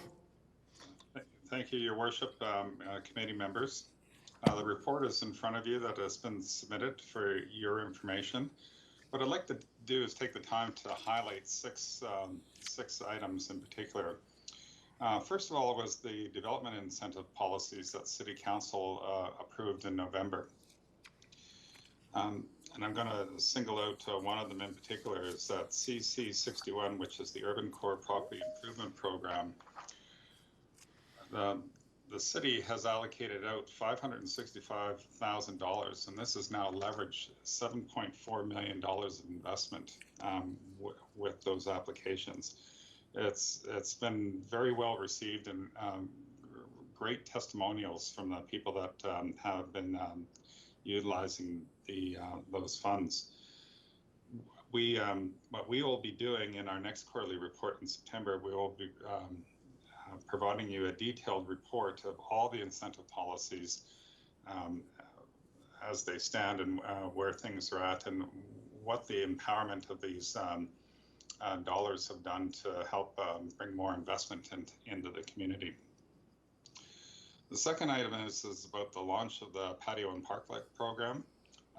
Mr. Malcolm, who works with the Opportunity Lethbridge group, did a lot of work to mitigate red tape in the process. We streamlined the program. We launched it earlier this year. And with that, the results now is that we have 6 minor patios, 12 parklets, and nine private patios spread throughout the city. And if anyone noticed the other Friday, the one patio that was almost spilling over last Friday night was at the Owl. The environment down there was staggering. It was really positive, and it happened to be 38 degrees as well. But that was great. The third item is we had a virtual lot draw.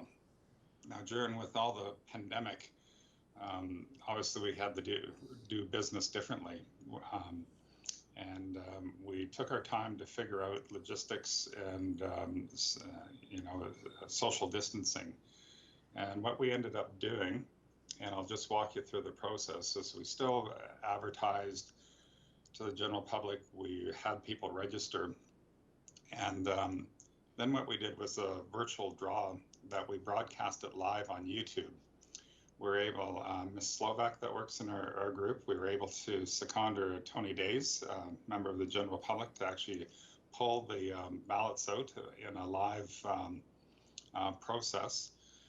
And thereafterwards, what we did was set up 30-minute slots for each person, going through one at a time, so they could select or pass on their obligation there. So we had in Riverstone 129 ballots, and in Crossings 50. So you can imagine we took over 5 days going through person by person in a 30-minute cycle. And at the end of every day, we emailed out an update of what was the leftover inventory until we got through everyone. So very time consuming. However, it was very worthwhile, and we received very positive feedback from the people that did participate. The fourth item is STARS. So again, one of our partners is Van Arbor Homes, who happens to be a builder in the, or a builder member in the Crossings. Again, we had the opportunity to host the STARS Lottery Home for 2021. And again, due to the pandemic, people weren't allowed into the house. These guys were very creative. They had a 3D walkthrough, virtual walkthrough that was available. Again, great success. It's sold out. But having the STARS house in our community brings a lot of free advertising for us, free marketing that we're very appreciative of, and it really helps out our community as a whole. The fifth I'd like to jump in on is Opportunity Lethbridge. We are really excited about moving forward. This would be a merger of Lethbridge Land, Urban Revitalization, and Lethbridge Airport. And through the support and guidance of Mr. Dalton and Ms. Trent, this is going to become a reality. We're in the process of writing up a business plan that will be available in September, that we'll be presenting to our executive team and then on to City Council. This was the right thing to do. It brought in the group of very dynamic people that are workhorses in your organization. And we think by bringing all the like minds together, we'll be able to attract more business, more investment into the city as a whole. And the last item I want to cover with you is about the Lethbridge Airport grounds. And I think this is very staggering that the city was able to leverage approximately $2.65 million to secure another $23.7 million, totaling $26.3 million for projects at the airport. And if I can take you back to the airport master plan that was done, completed in, I think, 2018, 2019 from WSP, it indicated that we had $35.5 million of infrastructure deficit to catch up on. That was projected to be implemented over a 20-year period. Well, with securing all these grants, we've knocked that down tremendously. What our intent is to come back in September and give you a detailed breakdown of that infrastructure and what's still outstanding and what the timeframes are accordingly for the next investments. But as we've been saying, securing these grants have really helped us be ready for when the economy breaks loose again. Obviously, airport traffic is down all over the world. What we see moving forward is the hubs,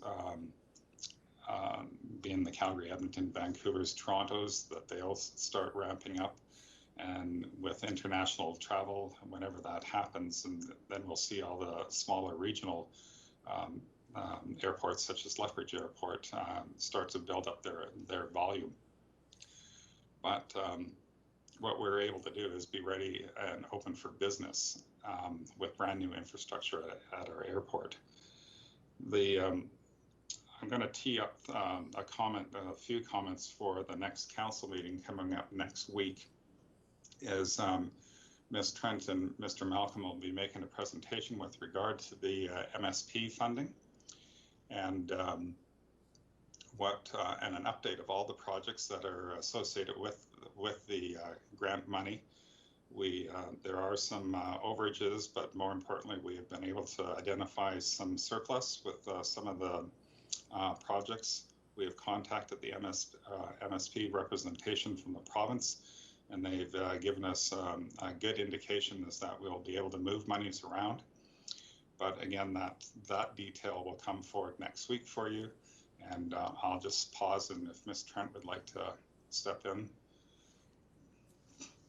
No, Michael, I think you captured everything accurately. I wanted to, I think it's good to sort of pre-socialize that that's coming, but as an awareness for the committee, we have taken a very exhaustive look, and so we look forward to that continued discussion. So thanks for that. Thank you for your comments. With that, I'm back to the committee. If you have any questions about what is in the quarterly report or anything that I verbalize, I'm here for you. Okay, thank you, Mr. Kelly. Are there any questions from council? Sounds like we're making significant progress.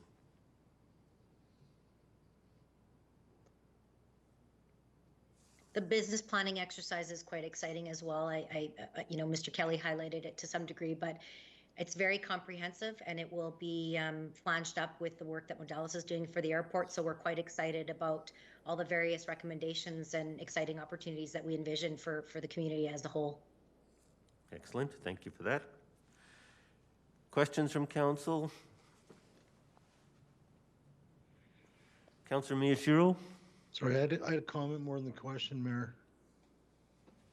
I think the comment is I'm glad to see the how the department's been reorganized around the work and around the function and to make it more streamlined. I'm really happy to see that the results and the way things are kind of flowing together. So congratulations on that. Thank you. I think we really do appreciate the progress that's been made in a relatively short period of time. Thank you. Thank you. Okay, so if there's no further questions, I'll deal with the resolution. Okay. Moved by Councillor Miyashiro, Opportunity Lethbridge Quarterly Report. Be it resolved that the Economic Standing Policy Committee received the report as information. Any questions for Councillor Miyashiro or? Okay, on to debate. I think you've already started the debate, Councillor Miyashiro. I have, thank you. Any further debate? Okay. I do appreciate the report. Thank you, Councillor Miyashiro. Question? No, and the close will be that, again, I appreciate the work that's been done and the thought that's gone into reorganizing that department and the way that we can see the work all flowing together towards a positive outcome. So I'd ask council to support the resolution. Thank you. All in favor? Are any opposed? I see none. That's unanimous. Thank you. Thanks.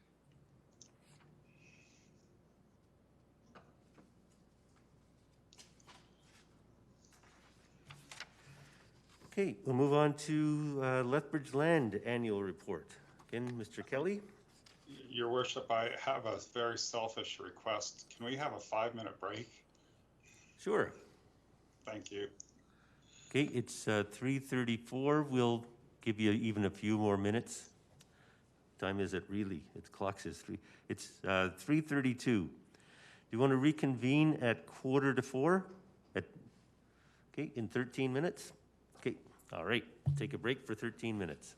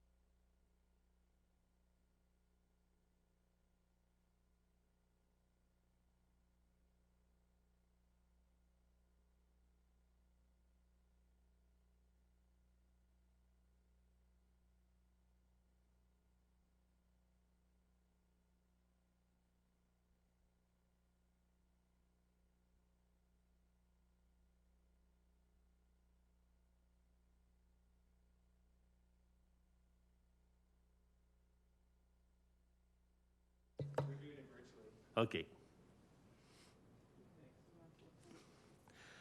All right, it's 3:45. Is everybody back?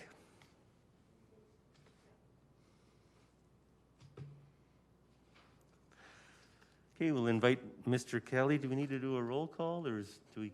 Okay. Vice Chair Carlson? I see you. Councillor Kaufman?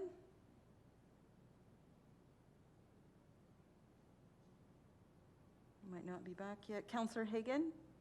I can't hear anybody. We can't hear anybody. Can you hear me? Okay. Let's just pause.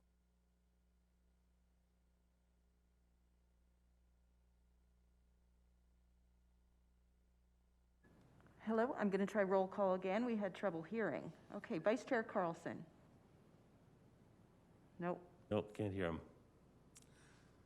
One moment, please. We can see him, but we Working can't into hear him. technical difficulties.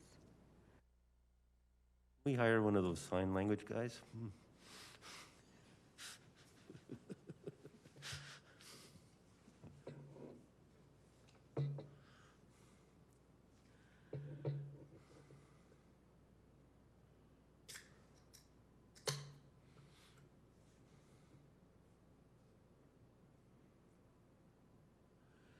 Do we know what the technical issue is?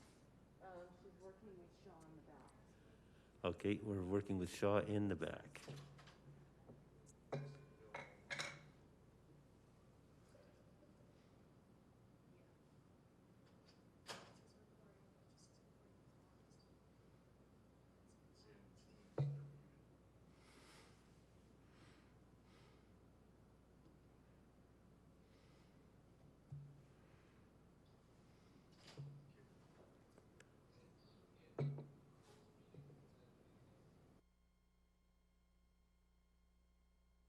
Good, we're starting to hear people.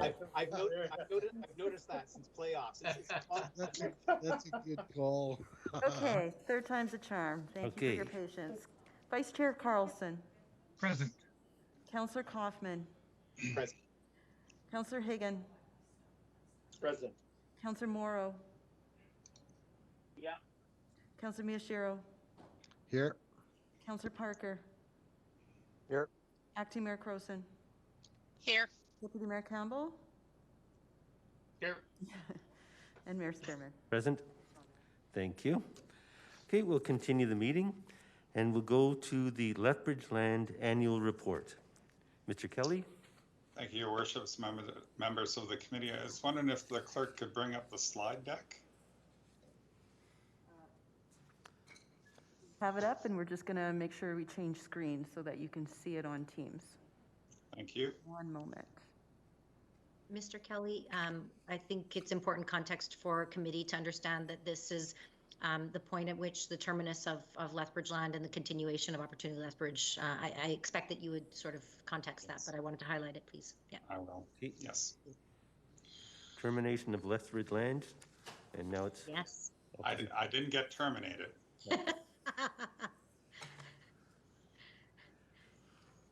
Okay. Is the display working as we hoped? Not yet. Not yet. Working with Shaw on the back. Okay.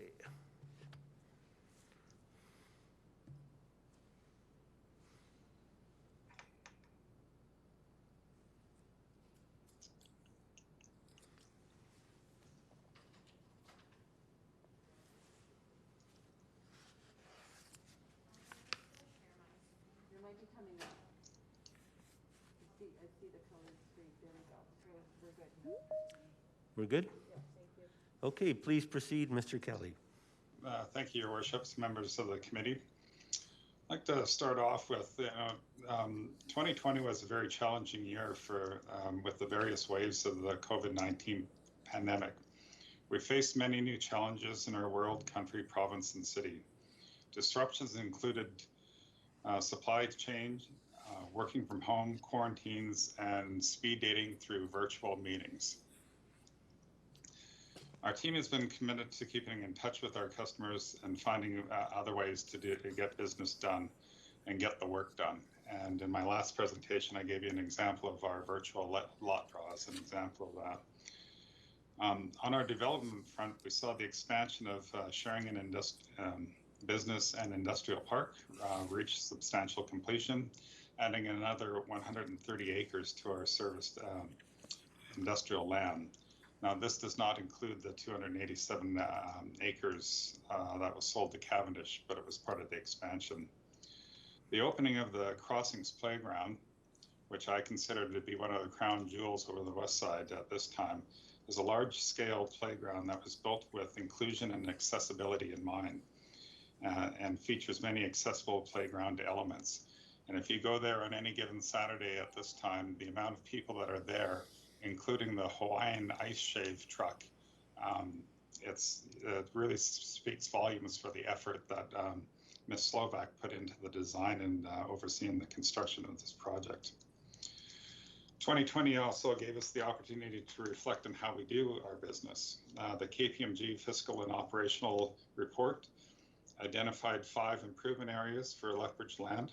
They included a land banking strategy, joint venture opportunities, augment a role in industrial development, develop a governance model, and to define our mandate. And this is where I'm going to take my little break segue that Ms. Trent pointed out. This will be the last annual report from Lethbridge Land. We're very excited to move forward as Opportunity Lethbridge. The merger of Lethbridge Land, Urban Revitalization, and the airport, again, bringing in very strong characters and like mindset to explore new opportunities and new investment.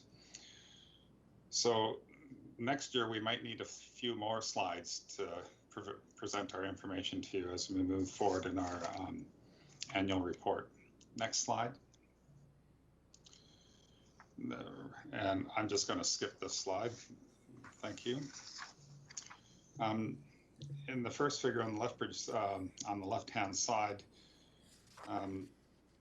we're demonstrating how many lots were sold. 39 lots in total residential lots in 2020, 31 in Crossings, and 8 in Riverstone. We did not service any more new lots in 2020. The reason for that is that the absorption rate went down dramatically throughout the whole city, and we felt that we had enough inventory and it didn't warrant bringing anything on. In fact, at the end of December 31st of 2020, we had 97 lots in Riverstone and 34 in Crossings. I'm happy to tell you that our current inventory in Riverstone is down to 81 lots and only 9 in Crossings. So there's been quite a bit of activity since the end of the year. Average price of all of our lots were $112,000. 40% were in a range from 100 to 109,000. 55% were in a range from 110 to 119,000 dollars, and 5% were over 120. And those lots were in phase 6 in the Crossings, which features a double hammered hand cul-de-sac that backs out to the sports fields and has nothing but a view of the recreation center, the ATP Recreation Center, and the thing called the Rocky Mountains out to the west.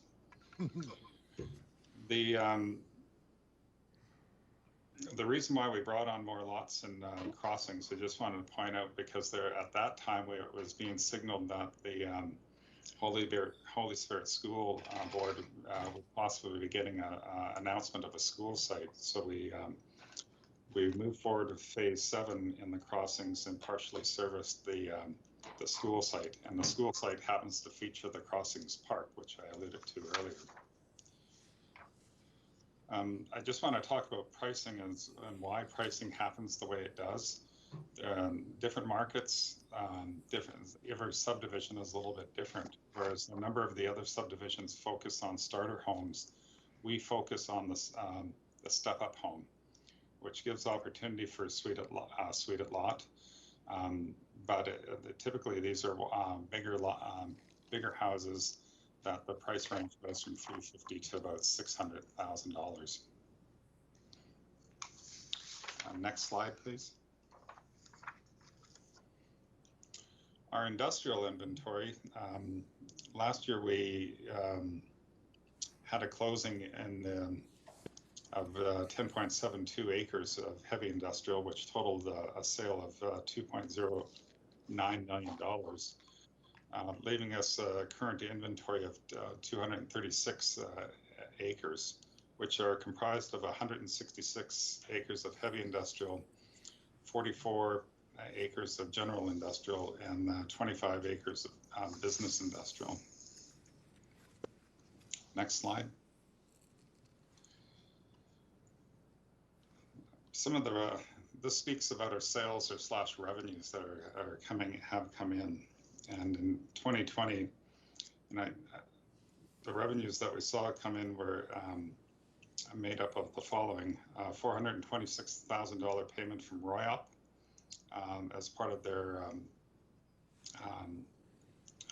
contract in the crossings for the mixed-use development, $2.09 million for industrial sale, $1.5 million in residential sales, which totaled $6.24 million approximately. There was no new sales in multifamily parcels because we did not have any in our inventory. And I just want to speak right now about Royop and their development. They hung on quite well with their tenants out in the existing development. They did not have anyone close. And in fact, during the pandemic last year, they opened both Smitty's and the bank that's located in that development. So I give them a lot of kudos for how they manage their clients, their tenants over there. And however, the market is still weak. There's not a lot of investment going on. And we'll be reporting to you in the very near future the status of that development. Next slide.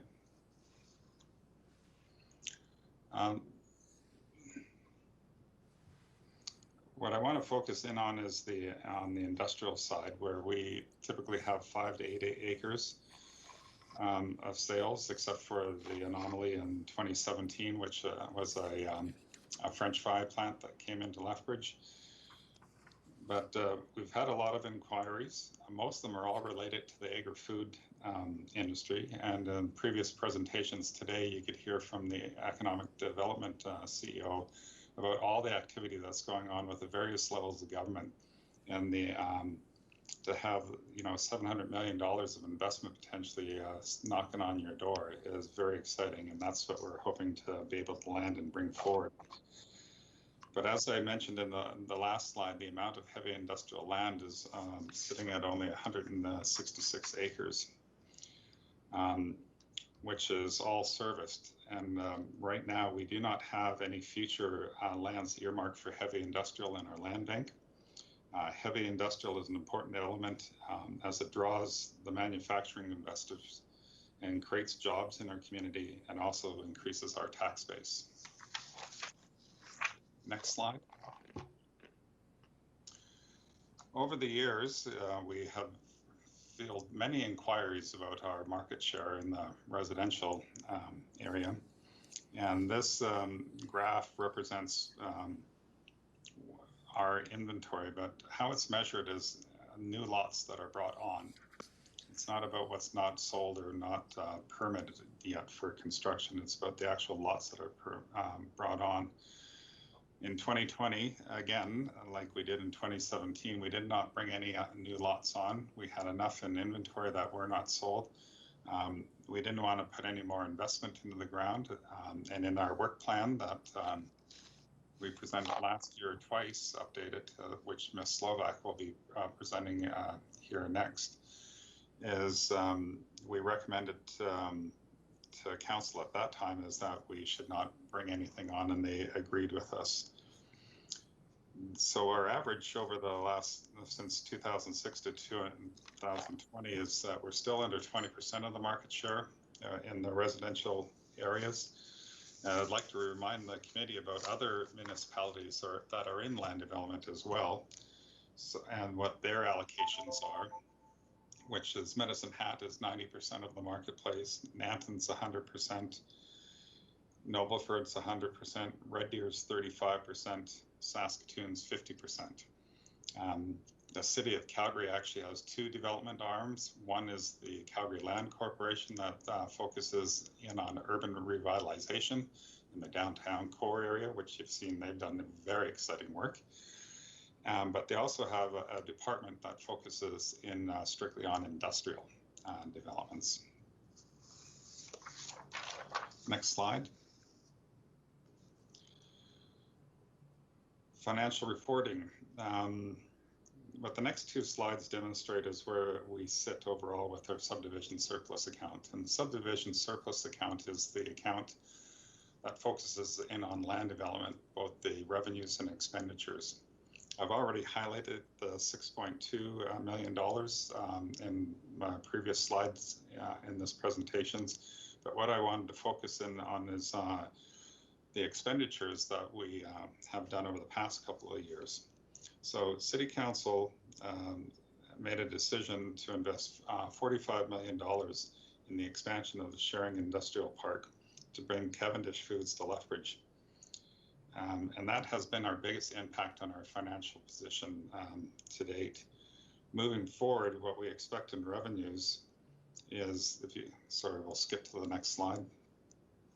To move us from, I think it's probably one of our lowest lows that we've had for a while of 210 million, 210,000 is our sale of 19.4 acres in the industrial park, which is going to moving forward right now to close, which will bring, I believe it's 80 to 100 new jobs, FTEs, into our community. That sale is for $3.8 million. And at the end of next year, we're expecting an $18 million payment from Royop. So you combine those two, that will put our subdivision surplus into a much healthier position than it is today. And as I explained to Economic Committee in the past and City Councils, our subdivision surplus is like a roller coaster. As you invest, it goes down, and as you get your sales, the revenues that come in to make it whole again. So don't panic is my message. Things look promising moving forward. And I just want to give you a sense of the industrial park with your $45 million investment. Based on our current inventory and at the current price structure that City Council approved, my estimated forecast of revenue is approximately $60 million. So what I really appreciate with the city and City Council is that you are a patient banker. And being in land development, particularly in industrial, you have to be patient. You're the only developer that is in heavy industrial, because you need to be patient. It takes time to, I think there's a movie that's had a line of it in it that says, if you build it, they will come. We're ready. You're ready to engage. Next slide. The next two slides really demonstrate all the investments, all at the discretion of this City Council and past City Councils of where to reinvest funds that, and I'll just be blunt, profit that Lethbridge Land now, Opportunity Lethbridge brings into our community. These profits, if you weren't in this business, would be going to other private investors, and it's healthy that they're in the market, but they would go to them and to their shareholders. So you've had the opportunity to invest in new school site developments, gym oversizing, renovations to Helen Schuler Nature Center, contribute to operating budgets in the Capital Parks program. Affordable housing is a key one. We do, and I'm going to point this out, we do not pay municipal taxes because we are a department of the city. However, we make a payment in lieu of the taxes on an annual basis, and that payment goes into the general revenue fund of the city for the City Council to determine what to do with that. It is not a departmental decision or a city manager decision. This is a decision of city council of what to do with those funds. So in total, since 1994, we've been able to really reallocate approximately $80 million. Next slide. And next slide again, please. Thank you. Just want to go through some of the accomplishments that we've had in 2020. So in 2020, we have substantial completion and watermark of our outline plan. And we'll give you an update in the next quarter where we're at with that and more detail. Great Bear Boulevard landscaping, we've concluded the detailed design, and now we're actually, and Ms. Slovak will describe in detail about what that work plan is in the next presentation. Crossings, I've previously said the opening of the playground, the Stars Home, and all the crossing show homes that we had last year, which again, all virtual, but still of great interest in the community. Next slide. Shoring Industrial Park, again, substantially completed.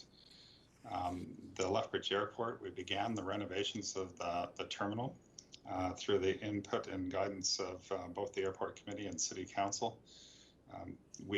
I believe that the schedule indicates that it will be substantially completed by December of this year. And really excited as I reflect back of when it was built in the 70s, there was no such thing as a hold or security in the airline industry. So hence the reason was for only one set of bathrooms. Now, believe it or not, we're going to have bathrooms on both the hold secured side and the non-secured side. So I'll be drinking champagne when that opens up. I think City Council should be very proud of that investment. Also was the Kpmg review, which I alluded to earlier, and the incentive policies that City Council approved in 2020.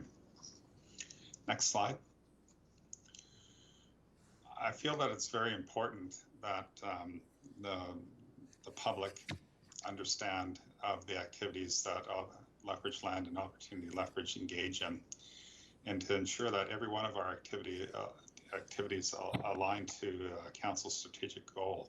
So this slide here indicates for each activity and what goals that they align with within City Council's strategic plan. So we're not doing things willy-nilly and of our own accord. We are definitely lining up with the aspirations and goals and the achievements that City Council would like to attain. So with that, I'll conclude my presentation and field any questions. Are there any questions for Mr. Kelly?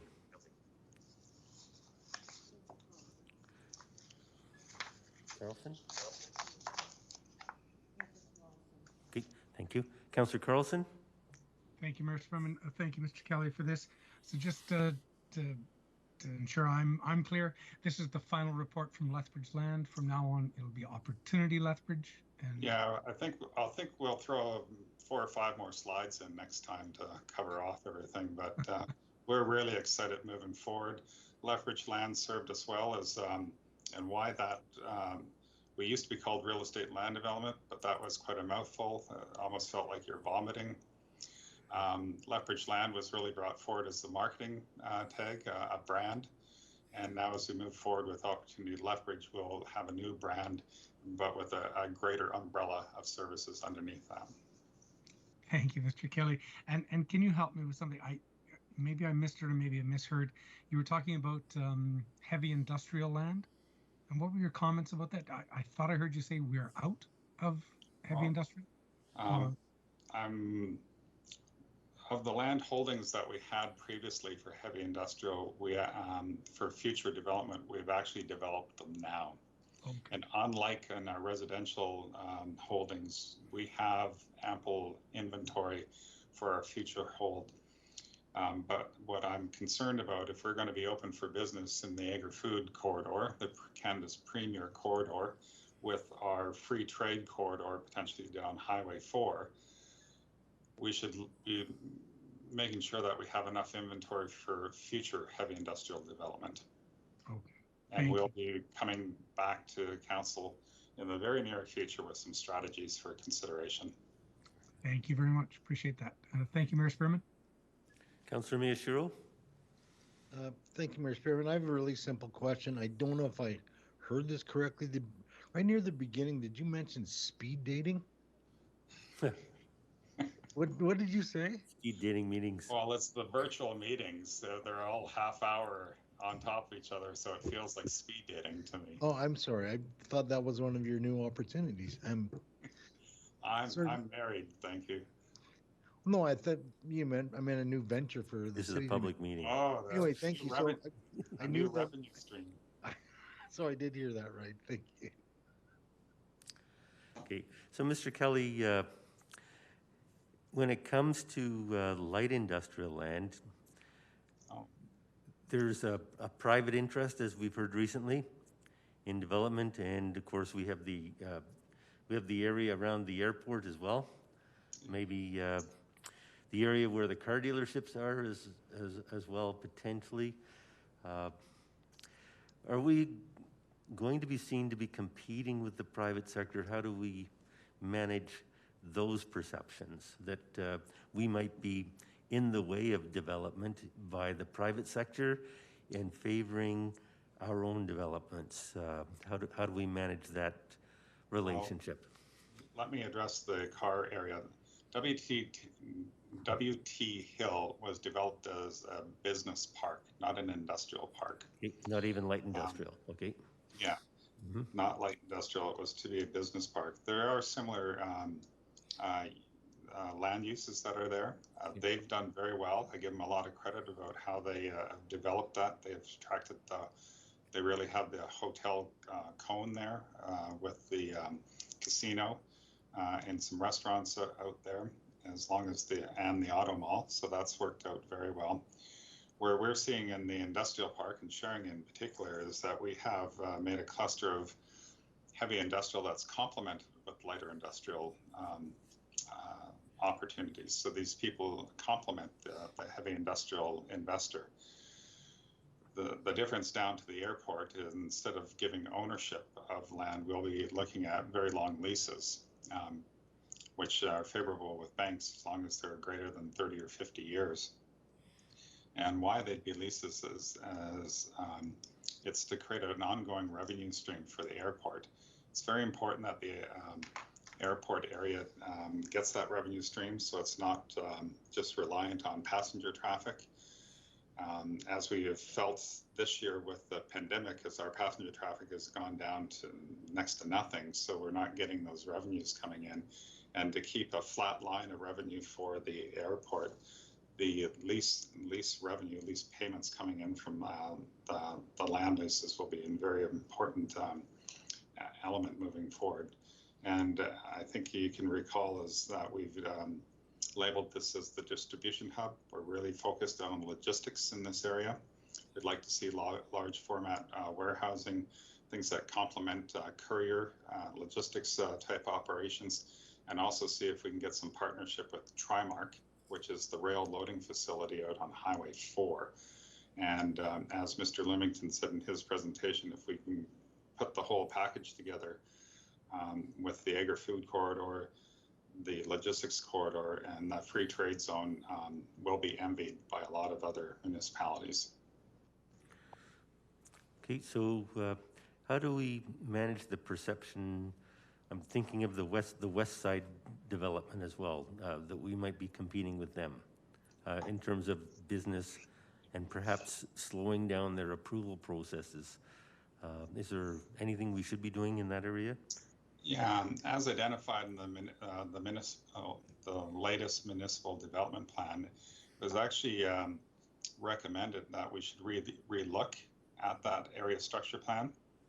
Now with the city taking on the ownership of the airport, that's another, it was 1,400 acres, of which 800 to 900 can be developed. That has an impact on the West Lethbridge employment area structure plan. So to rethink it further, probably downsize the amount of employment area and then offset that with more residential opportunity, that would bring in greater benefit to those landowners if it's transformed into residential, because there's typically more money that you can generate in residential. Okay. So I think there'd be a great balance moving forward. Very good. Thank you. Deputy Mayor Campbell. Thank you, Your Worship. Thanks for the report, Mr. Kelly. I just put in the industrial park in this past year, was there ever any concern about the capability of retaining all of the businesses out there, all of the employers? And if so, is there any motivation or incentives to try to keep any of them there? Yeah, I'm not going to give you any particular names, but no. Working with the EDL, we have met with a number of businesses out there and brought down provincial representation through Invest Alberta and some of the key ministries like the agricultural portfolio to talk to a number of these food processors about how to keep them here instead of relocating elsewhere. The province has some good opportunities for some grants, and I know one in particular they're going to reinvest in Lethbridge, not close it down and simply be a warehouse. Will retain the jobs in Lethbridge. And we're also, through meetings that the mayor had with another existing company, is that we're working with them to help them expand their operation and retool. So there is continued optimism in that sector. Absolutely. Great. Thank you. Thank you, Mr. Mayor. Thank you. Are there any further questions? I see none, so we'll deal with the resolution. Already provided it to me. What's it look like?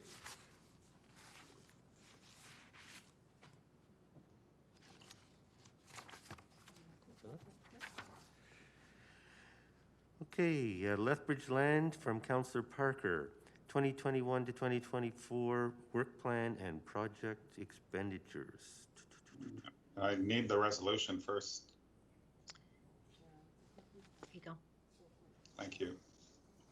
Okay, we need to, 4.5 first. Just trying to find the resolution.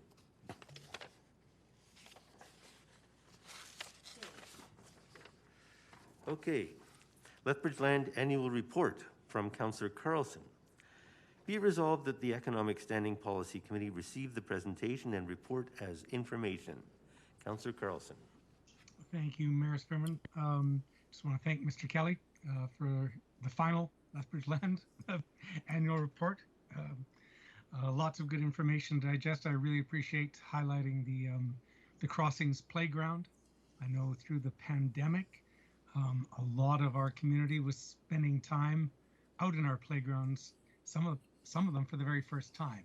And I got lots of good emails, especially from family saying, "Did you know this existed?" I'm like, "Yes, I'm glad you discovered it." So those are great things for our community. Unless there's anything further from council, I'll just call for the vote. Okay, any questions from council? Any debate? The vote has been called. All in favor? Are any opposed? There are none. Okay, now we move on to 4.6. And it looks like the presenter is Ms. Abby Slovak. Please proceed, Ms. Slovak. Thank you. I'm just wondering if we could open the attachment.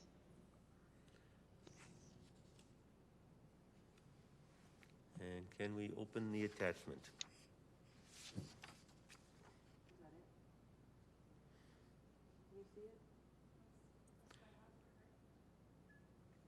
Abby, is that what you see on the screen, or is that, yeah? Yeah.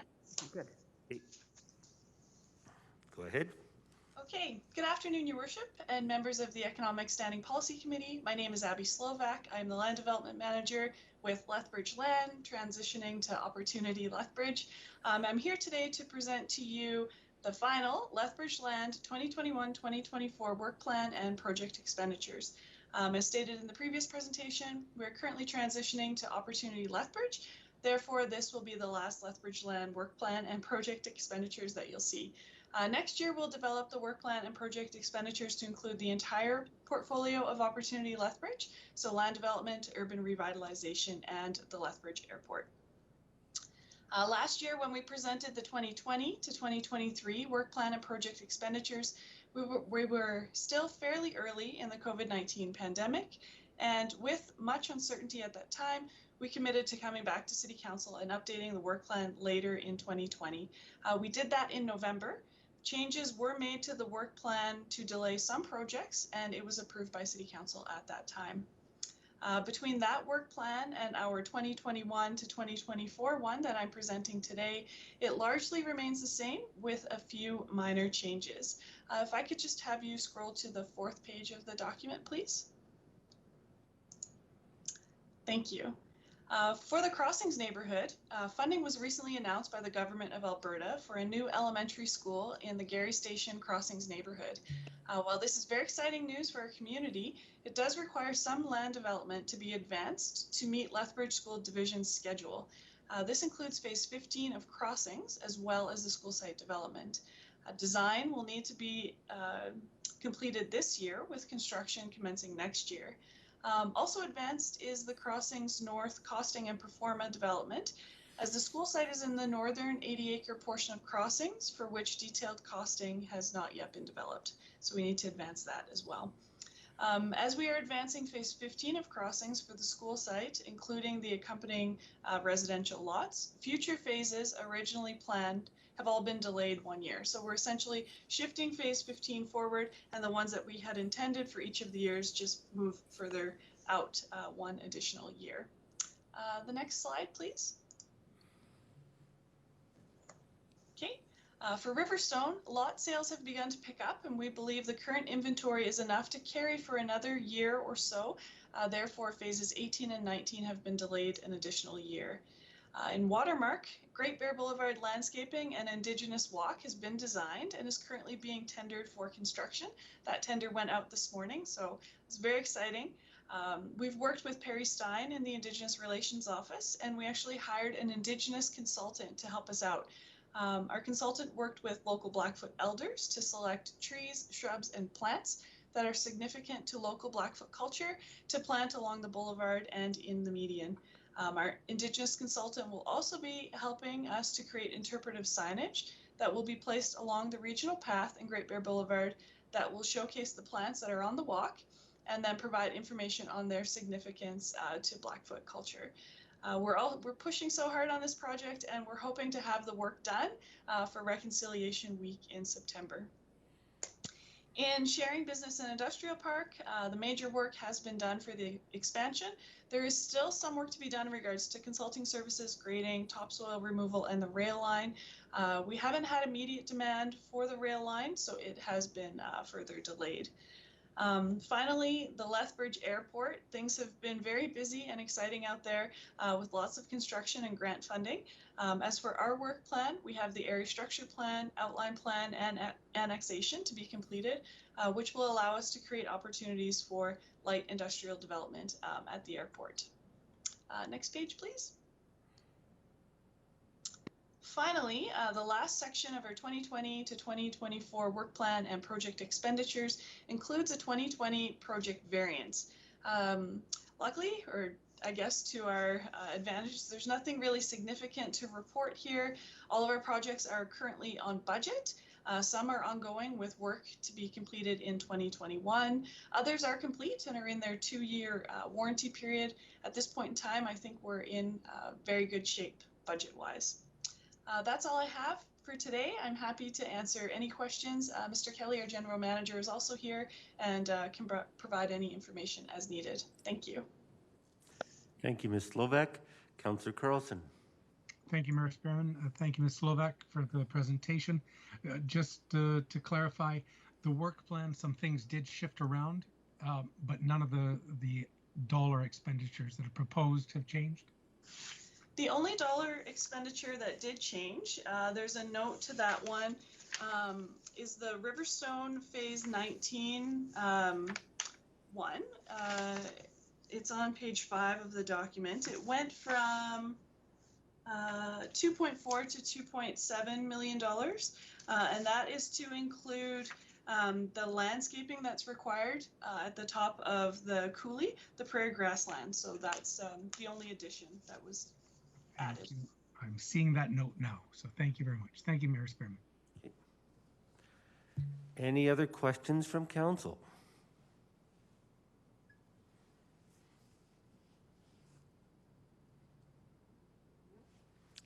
Okay, sounds very upbeat. Things are happening. Thank you. Sorry, Mayor Spearman, I couldn't find the right hand button. Just one one question. The crossings north, is that the part of that development that connects to Gary Station?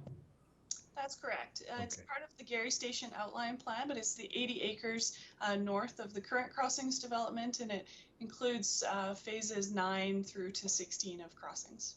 And then the boulevard will be extended northward to connect to Gary Station then, is that correct? With the school site development, yes. Okay, thank you.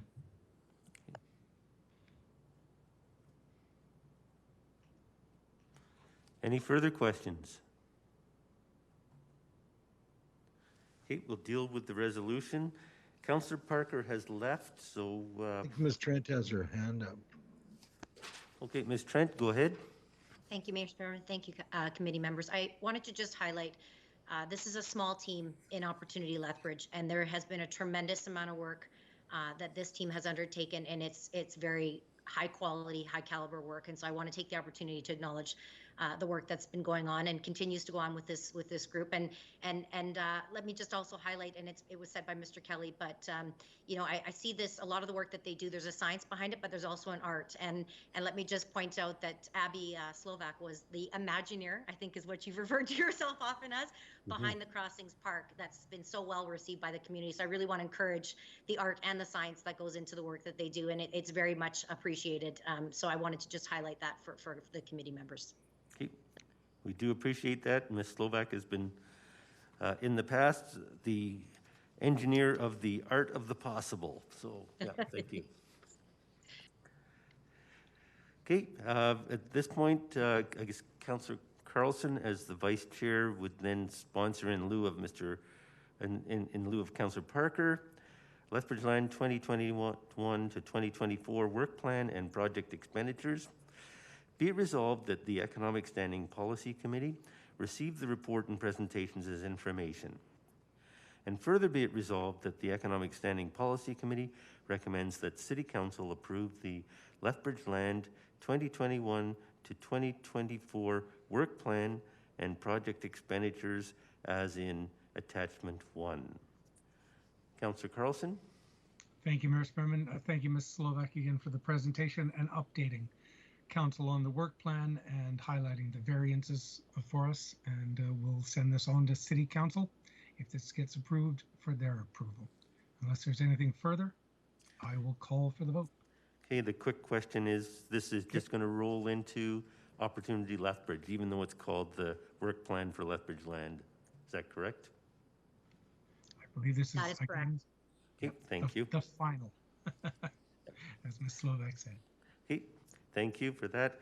And question has been called. Is there any debate? And there were no further questions. All in favor? Any opposed? There are none. Thank you.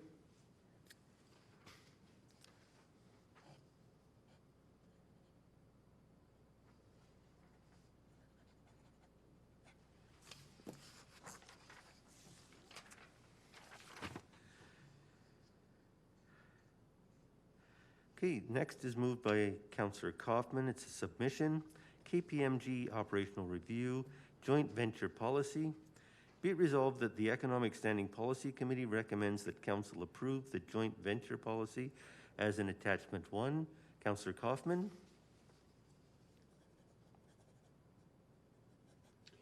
Thank you, Mayor Spearman. If there are any questions, we'll entertain those now. I see Councillor Carlson's hand went up. Councillor Carlson. Thank you, Mayor Spearman. Thank you, Councillor Kaufman. Just a question. City Council will be providing governance oversight to any of these joint ventures.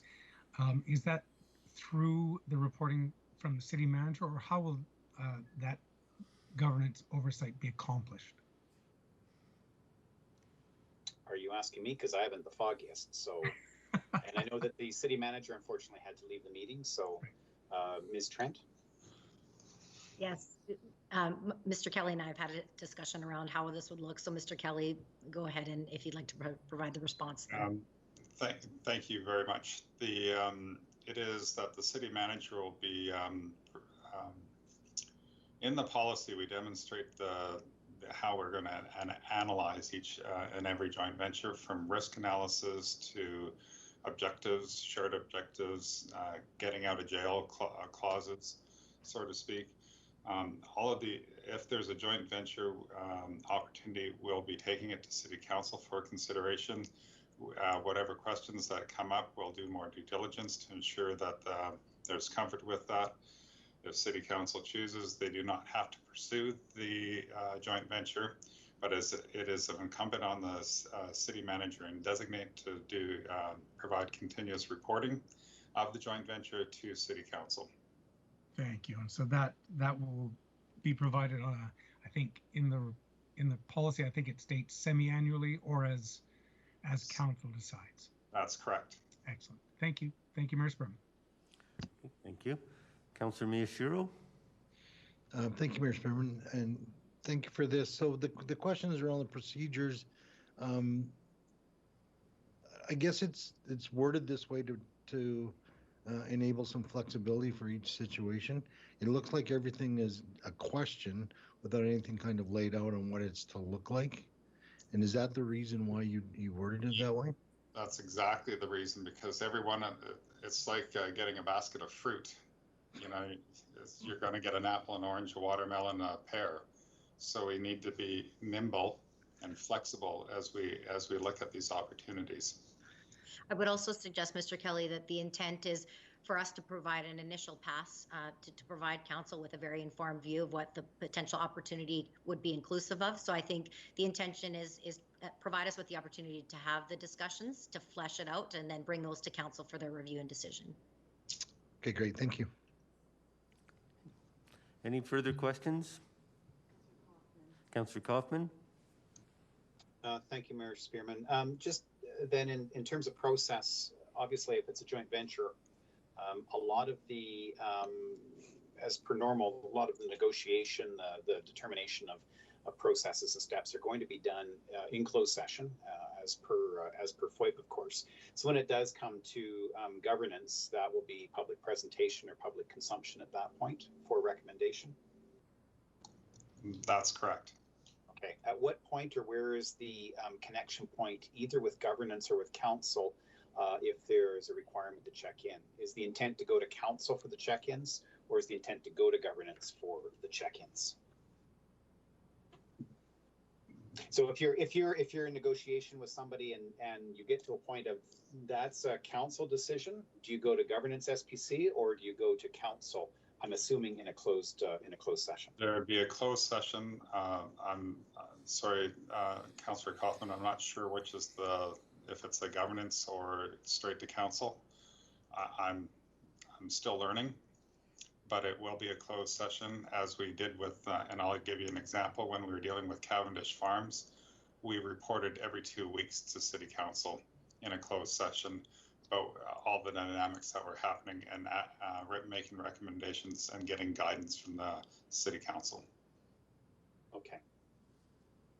Okay.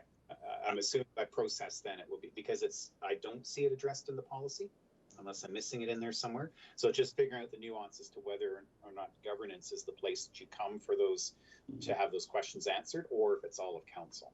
Yes. I guess we'll have to figure that out with the new model here. I didn't think that through there.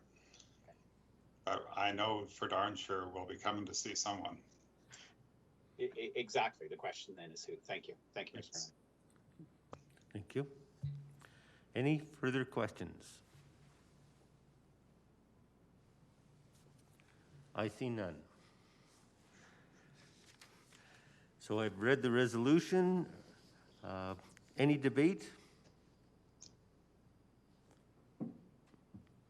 Opposed by Councillor Kaufman. Councillor Kaufman, would you like to close? I just want to thank staff. Thank you, Mr. Kelly. Thank you, Ms. Trent, and all the people that worked on this. It is a good policy, accepting just a little clarification around that particular process, but it leads to a good direction and definitely provides some great opportunity and a different way of approaching things with the city entertaining partnerships in a slightly different light and manner in the way that we've been doing it in the past. And we just ask for my colleagues' support for the recommendation. Call the question. Question's been called. All in favor? Or any opposed? That is unanimous. Thank you.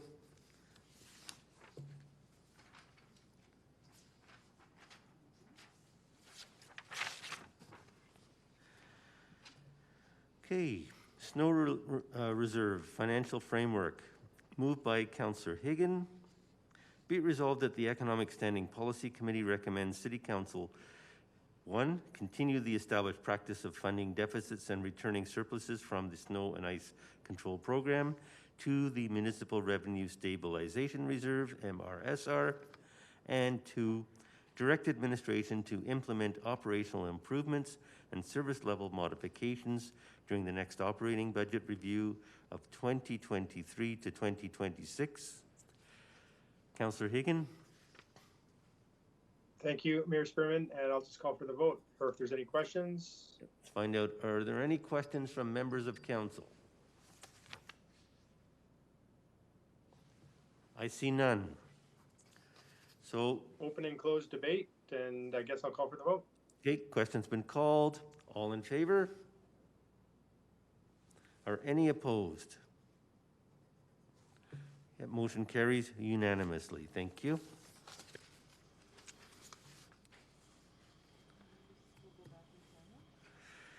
Okay, we can go back in camera. Can I have a motion to go back in camera?